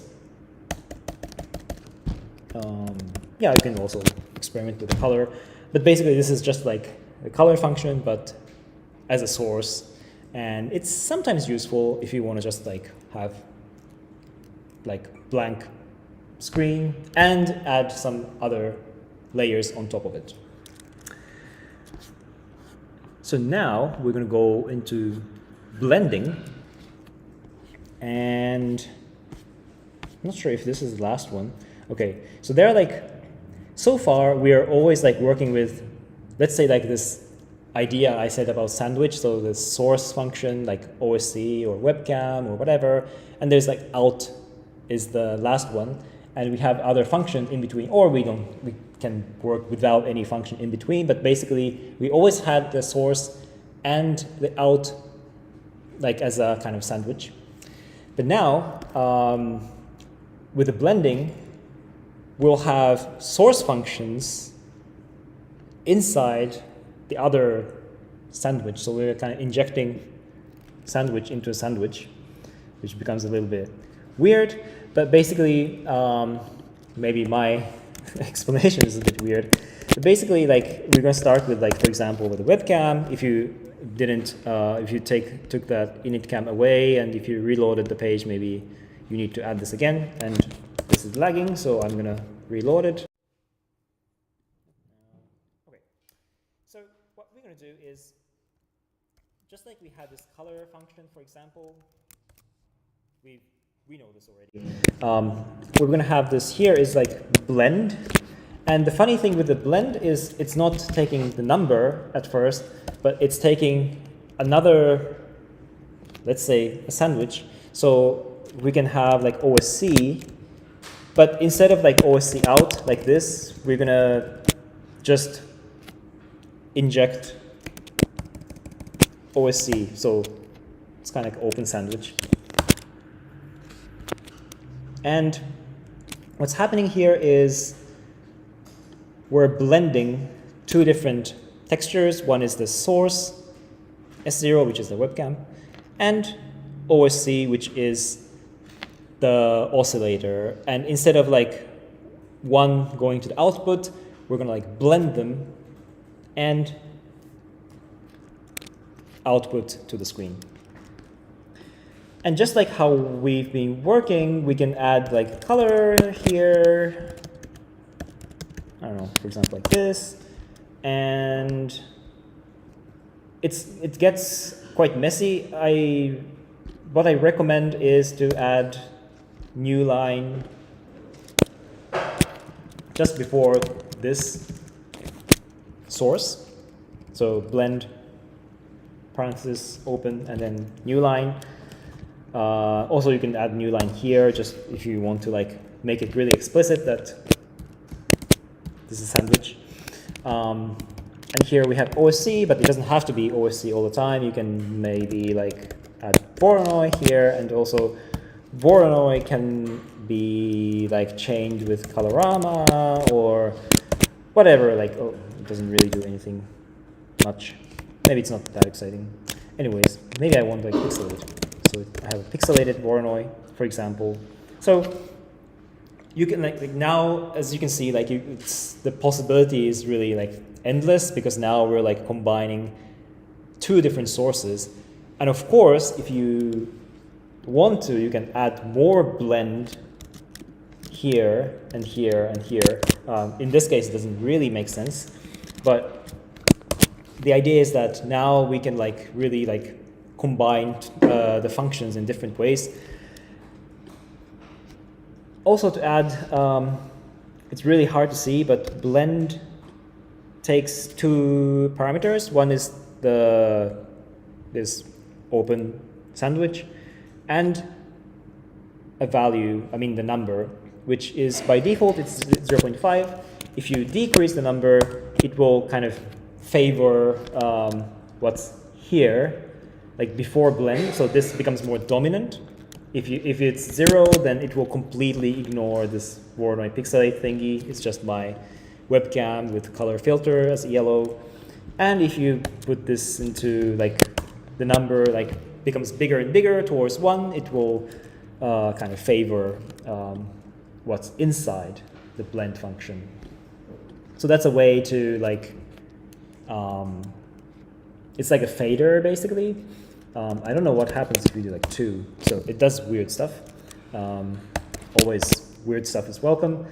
And yeah, like we can go back to like, for example, this sequencer thing with the square brackets. If you want to like alternate between 2 different textures, for example, this is an easy way to like go switch between one texture and another texture.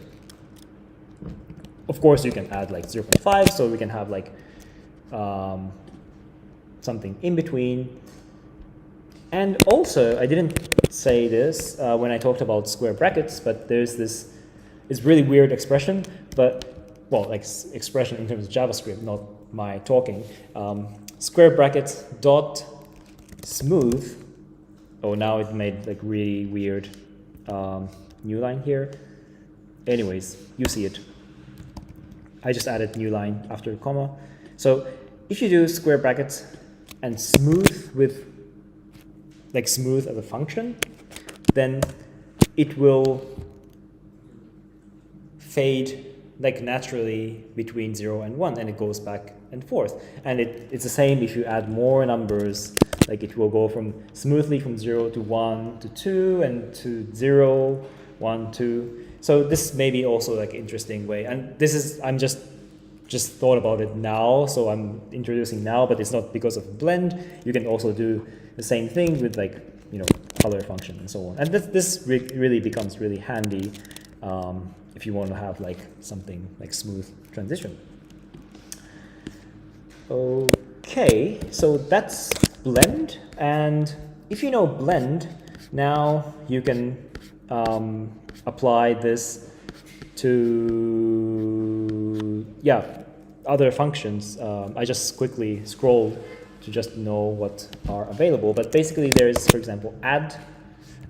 If you worked with like, well, Photoshop or GIMP, like different layers and like how to combine different layers, probably you have some idea. If you haven't, well, you can kind of probably visually understand. If you use the add function, it will like kind of superimpose, and the brighter pixels become even brighter.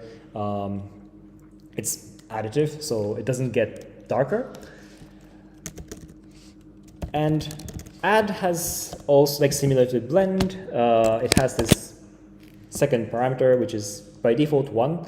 And if you make it like smaller, it's a little bit like blend, but the difference is even if you make it 1, it will not completely dominated by Voronoi pixelate, because this is kind of like a multiplier. So like how much do you want to add? I don't know if it makes sense. It's a bit different from blend, but if you want this Voronoi pixelate effect to be a little bit less, you can adjust it with the second parameter. There's, if you know these filters, of course, there's add, so there's difference, which is a little bit funny. Like it takes the difference and also takes the absolute value, so the negative colors become also like visible again. If you really want to do true like subtraction, there's sub, but the problem with this sub function is now we don't see anything, not because it's subtracting everything, but also it's operating in the alpha channel, and we so far have been working with like alpha 1, like, you know, opaque image and opaque image, so it just takes all the alpha channel and we don't see anything. So it's useful in some cases, but for now it's not really. But diff is like a fun and quick way to like blend two images in a more like unpredictable way. So I recommend this function. Although it doesn't take the second parameter, I think there is, yeah, it's not taking anything. So, I mean, it's a nice thing with Hydra or like JavaScript is that diff function, for example, it takes only like one parameter, and if you add weird things, it will just ignore, which is nice. But then, you know, you have to know that if you're really trying to do something with this diff function, with trying out this and not sure like why it's not working, you have to go back to the API page and check this is in the blend family, go to diff, and yeah, it's, well, texture is the one that I said about this open sandwich thing, and there's no comma, there's no second parameter, so whatever you input will be just ignored, and that's why it's not doing anything. And there is mult, so it's the multiplication. So this is the one that is like kind of a little bit like counterpart of add, because the darker colors are like multiplied and becomes even darker. So it will like tend to like end up with something a bit darker than we started. This one has the second parameter, I think. So sometimes it's really not predictable. So if you have doubt or whatever that's not working, you have to go back to the API page to make sure that what is, you know, the expected parameter. And finally, is it? Well, actually not. So there are two other mysterious functions called layer and mask, which are quite useful if you start like, if you want to like superimpose image on top of another, but in a more like a kind of crisp way, I would say. The way I work is like, I will just quickly go through it, but this can get really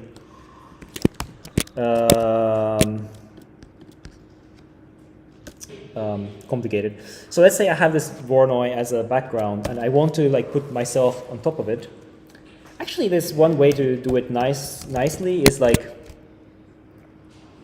just like I was working with, okay, maybe the indentation is weird. So just like I had this blend before, so I will, instead of blend, I will use layer. And here I need a source. So like source S0, which is the webcam. So let's see what's going to happen. And now it's completely like dominated by the webcam image. And I don't see any Voronoi at all. This is because we're kind of like stacking these images, and source S0 doesn't have any, I mean, transparency. I mean, it's completely opaque. It's just coming from webcam. It doesn't know which is, you know, transparent or not. So we can just introduce the transparency by, for example, like Luma that we introduced earlier, like almost at the beginning. Now it becomes like really useful because with this, it will kind of cut out dark colors, and instead of painting it black, it will make it transparent. So now like I'm kind of wearing the Voronoi sweater. Or if I want to like, just like how I did earlier, I can do like invert, Luma, invert. So I can segment the background out. I might need to work a little bit with this parameter. So now I kind of made a really cheap background segmentation. If you, and as long as I have the white wall, I can do it with like this, and yeah, I can showcase my background image. I don't know if I want to use like OSC or whatever. This is kind of nice. I'm like on rainbow. So this is a really fun way to like play with the background image. So yeah, that's that.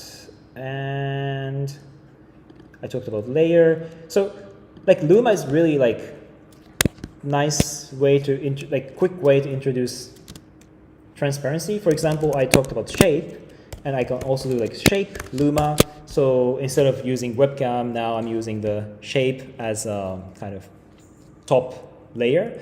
And I added the luma function so that it will segment the black part out and putting on top of the OSC. And for example, if you want to do some VJing stuff, like this start to get interesting, like rotate. So I have, I don't know, triangle rotating on top of rainbow. The rainbow can also move a little bit, like scroll. So you can start to add these kind of like combine these things and add some kind of like dynamic patterns. And also we looked into the mult function. So I can do like mult on top of the shape, and I don't know, I can do like source S0. So I'm in the, I think it's nicer if I'm rotating as well. So this, when it, you know, the order matters. So I have a shape with a luma, so I have this black part segmented out. I know I'm like really like going fast, but just want to like showcase what you can do. Sometimes you want to add some more new lines. So now I'm the one who's also rotating. And maybe it's also interesting that my face is not completely like available, but also if I want, scroll Y to adjust it a little bit. Oh, it's opposite, different direction. So I can show my face like this as a triangle. It doesn't, I mean, why am I doing this? I don't know, but just to showcase what you can do with like just by combining what we've been looking, what we've been investigating so far. And you can say that this is like really long. This can be really short for whatever kind of coding you do. But yeah, like it can get longer and longer. So you might want to add these new lines. Also, if you start like, you know, experiment like different like code in the same editor, like I have, I don't know, just src source like S0 out. So this is like my image, and I can, one way to like kind of ignore this is like Control/ to make it commented out. So after this, if I do Control-Shift-Enter, this whole chunk is ignored. So I can work on something fresh, and I don't know, I always, okay, this is panorama. I can work on this and then come back to this. When I want to come back to this, I can do Control/ to put them back in, like not as comment. And if you have like two kind of competing code, it will, like if you do Control-Shift-Enter, it will like compile everything, but the last one kind of wins or takes over. So now this is in effect, and this is kind of virtually like ignored. Or you can just explicitly ignore it with Control/. And there's another way to work if you want, like if you have this kind of work style that like workflow that you want to like work on two different chunks. This is also useful when you have like blend and mult and stuff that becomes like more like convoluted. You might want to isolate some things and just work on it separately. Then also you can do like Control-Enter. If you just work on one line, Control-Enter will compile just that one line where the cursor is. And if you have this chunk of code, Control-Enter doesn't work because it just evaluates this line, but it's not the complete code. But normally you probably have like empty lines like between, you know, isolating these chunks. In that case, you can do Alt, or on Mac it's Option, Alt-Enter or Option-Enter to evaluate that kind of chunk of code if it's isolated from other chunks of code with empty lines. So that's why like it doesn't work if it's like next to each other, but if you put some, well, it doesn't have to be two, I'm just exaggerating, but you can like separate them, and okay, now I want to work on this one. I can either do like Control-Enter or Alt-Enter, and you know, come back here and do this. which is also like a nice way to like, not just like, developing, debugging, but also if you like perform with the code, you can do something like this, and you can already prepare some, code in advance, and like now is time to, I want to work on this, and then, maybe you want to change some numbers or add functions, and then for a different scene, let's say, I already have like pre-coded chunk that I go here and do something from there. So it's like, there are like different styles of like live coding, and there's nothing, right or wrong. I tend to do like more like from scratch. So I start with a blank editor and start adding things. But other people already prepare some chunks of code and move from one to another and edit some things. And it's not like cheating or anything. It's just different styles to do live coding. And the last one, and of course I kept the most fun part at last, is the modulate. And that's something that is like what makes Hydra super unique. But it's also important that I introduced these different families of function in this order, because modulate is basically, it's a bit like blend functions, like blend, add. The structure is basically very similar. That, for example, I have this source as 0, and if I had that blend, I did something like this, right? That this source function with whatever that might have come with like colorama or something, doesn't matter, but it's inside the blend.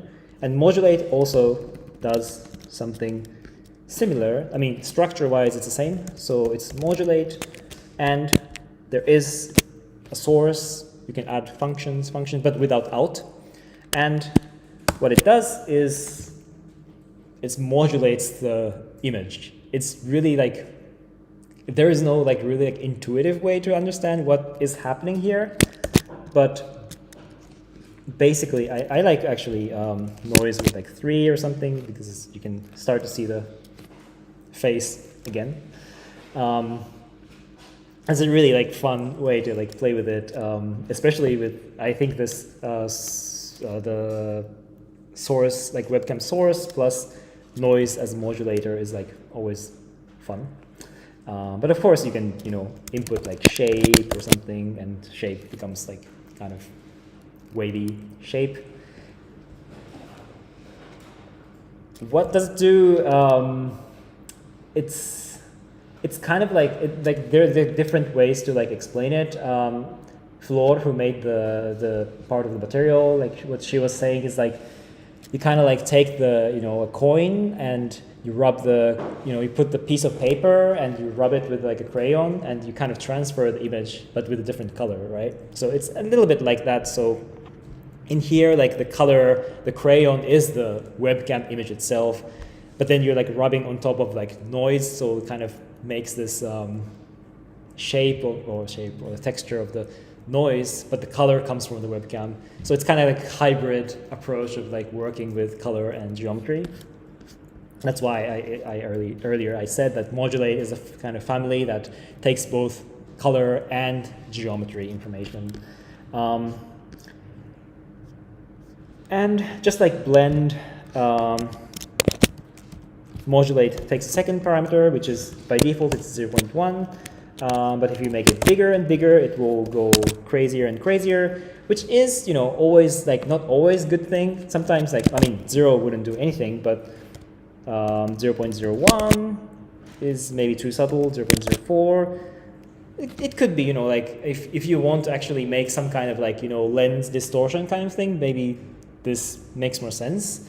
What I also like is like not just noise, but shape, for example. We looked into like shape, I don't know, like big number out, right? And then I think I exactly did like something like this.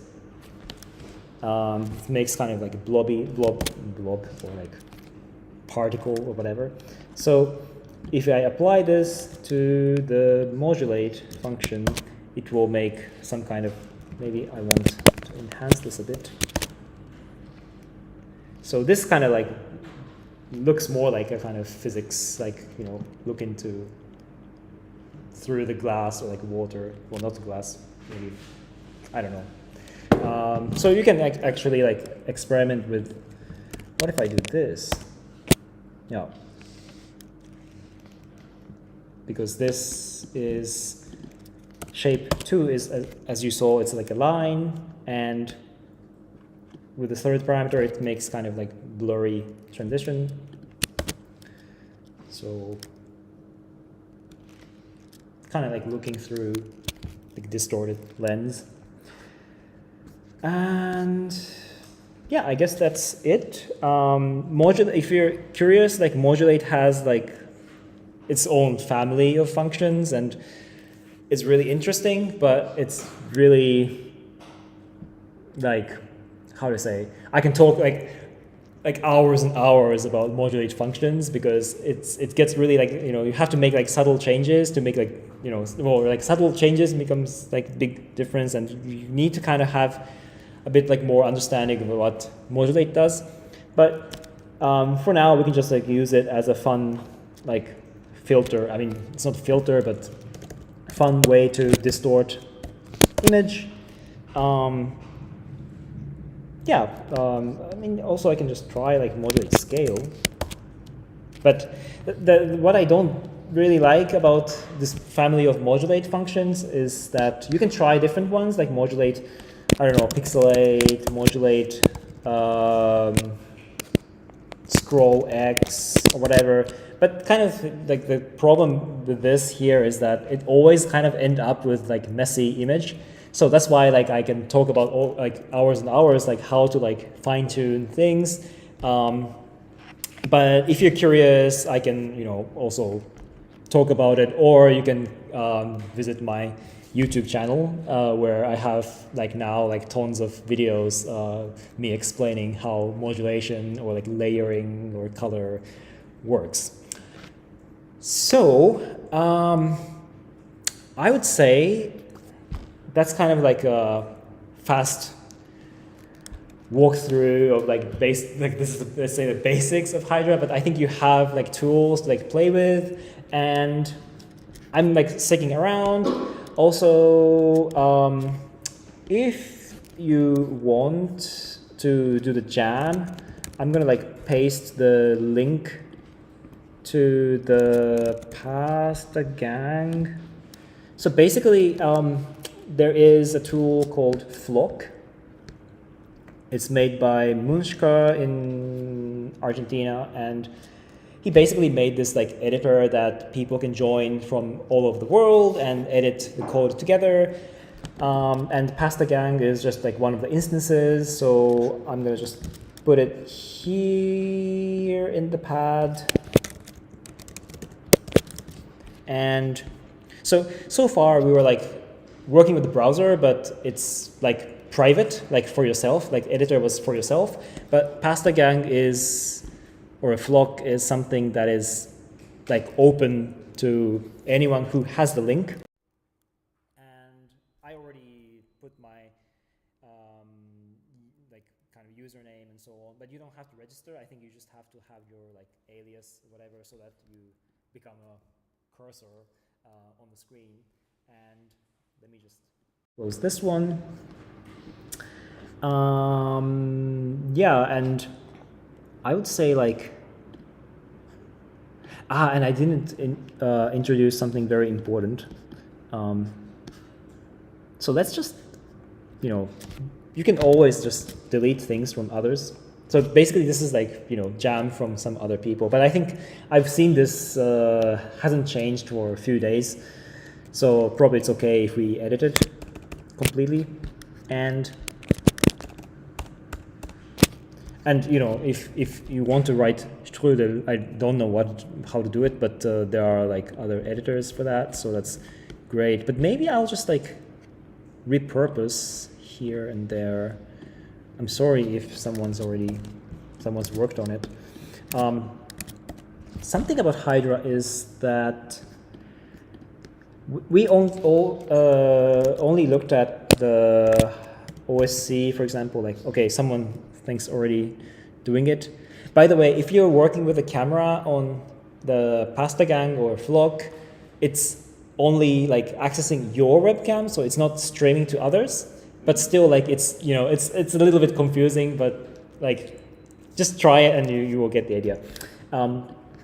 So what I want to say is we only have looked at like out without the anything inside the parenthesis, but actually there's a default parameter that's O0, and O0 is something that is like a default texture. Like we have looked into like S0 for the webcam, but there's actually S1, S2, S3 also exist, and that's like the source. And O0 is the kind of like counterpart as an output, like where you output. And if you leave out function without anything, the default is O0. And now what I want to do is there's connect to the server. Is it okay actually? Okay. So there's also O1, O2, O3, and by default, if you just output to O1, it will not do anything. Actually, I want to kind of format it a little bit, but it's fine for now. There is this special function called render, and if you just do render, it will split the screen, and you know what, like, can I configure the layout so that it's just Hydra? I'm sorry if you're like working with Strudel, then I'm sorry, I will just leave everything for just with Hydra. And it's just 4 editors, so it's like a split screen, like 2x2 screen, so we just have 4. So we have to like work somehow collaboratively. But basically the idea is that, oh no, it's like multiplying in a weird way. So what I'm gonna do is I just add this O3 and O2 and stuff like this here, and is it O2 here? Yeah. And let's put this one is O1. So I just like made it in a way that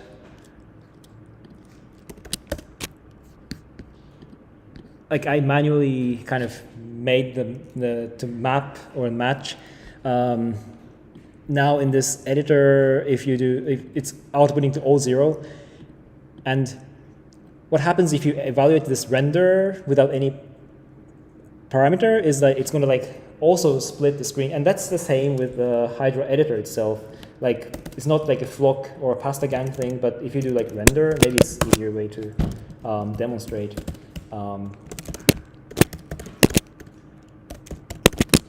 You can actually like monitor 4 different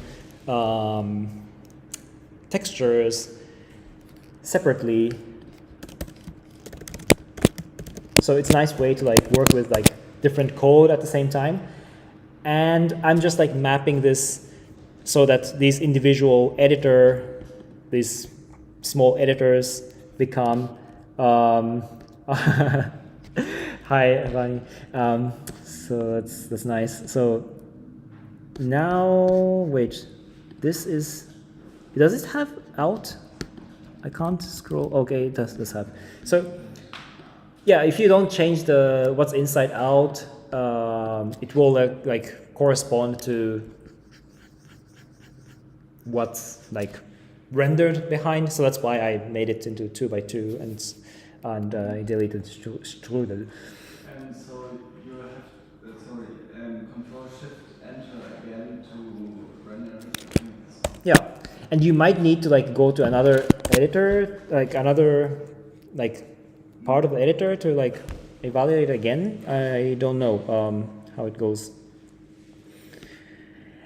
And now that I introduced these O0, O1, and O2, O3, what you could also do is to use that as a source, which is super interesting because now we can make a feedback loop. So for example, I have source O1. So it's coming from this bottom left, and like not layer, blend with something like this.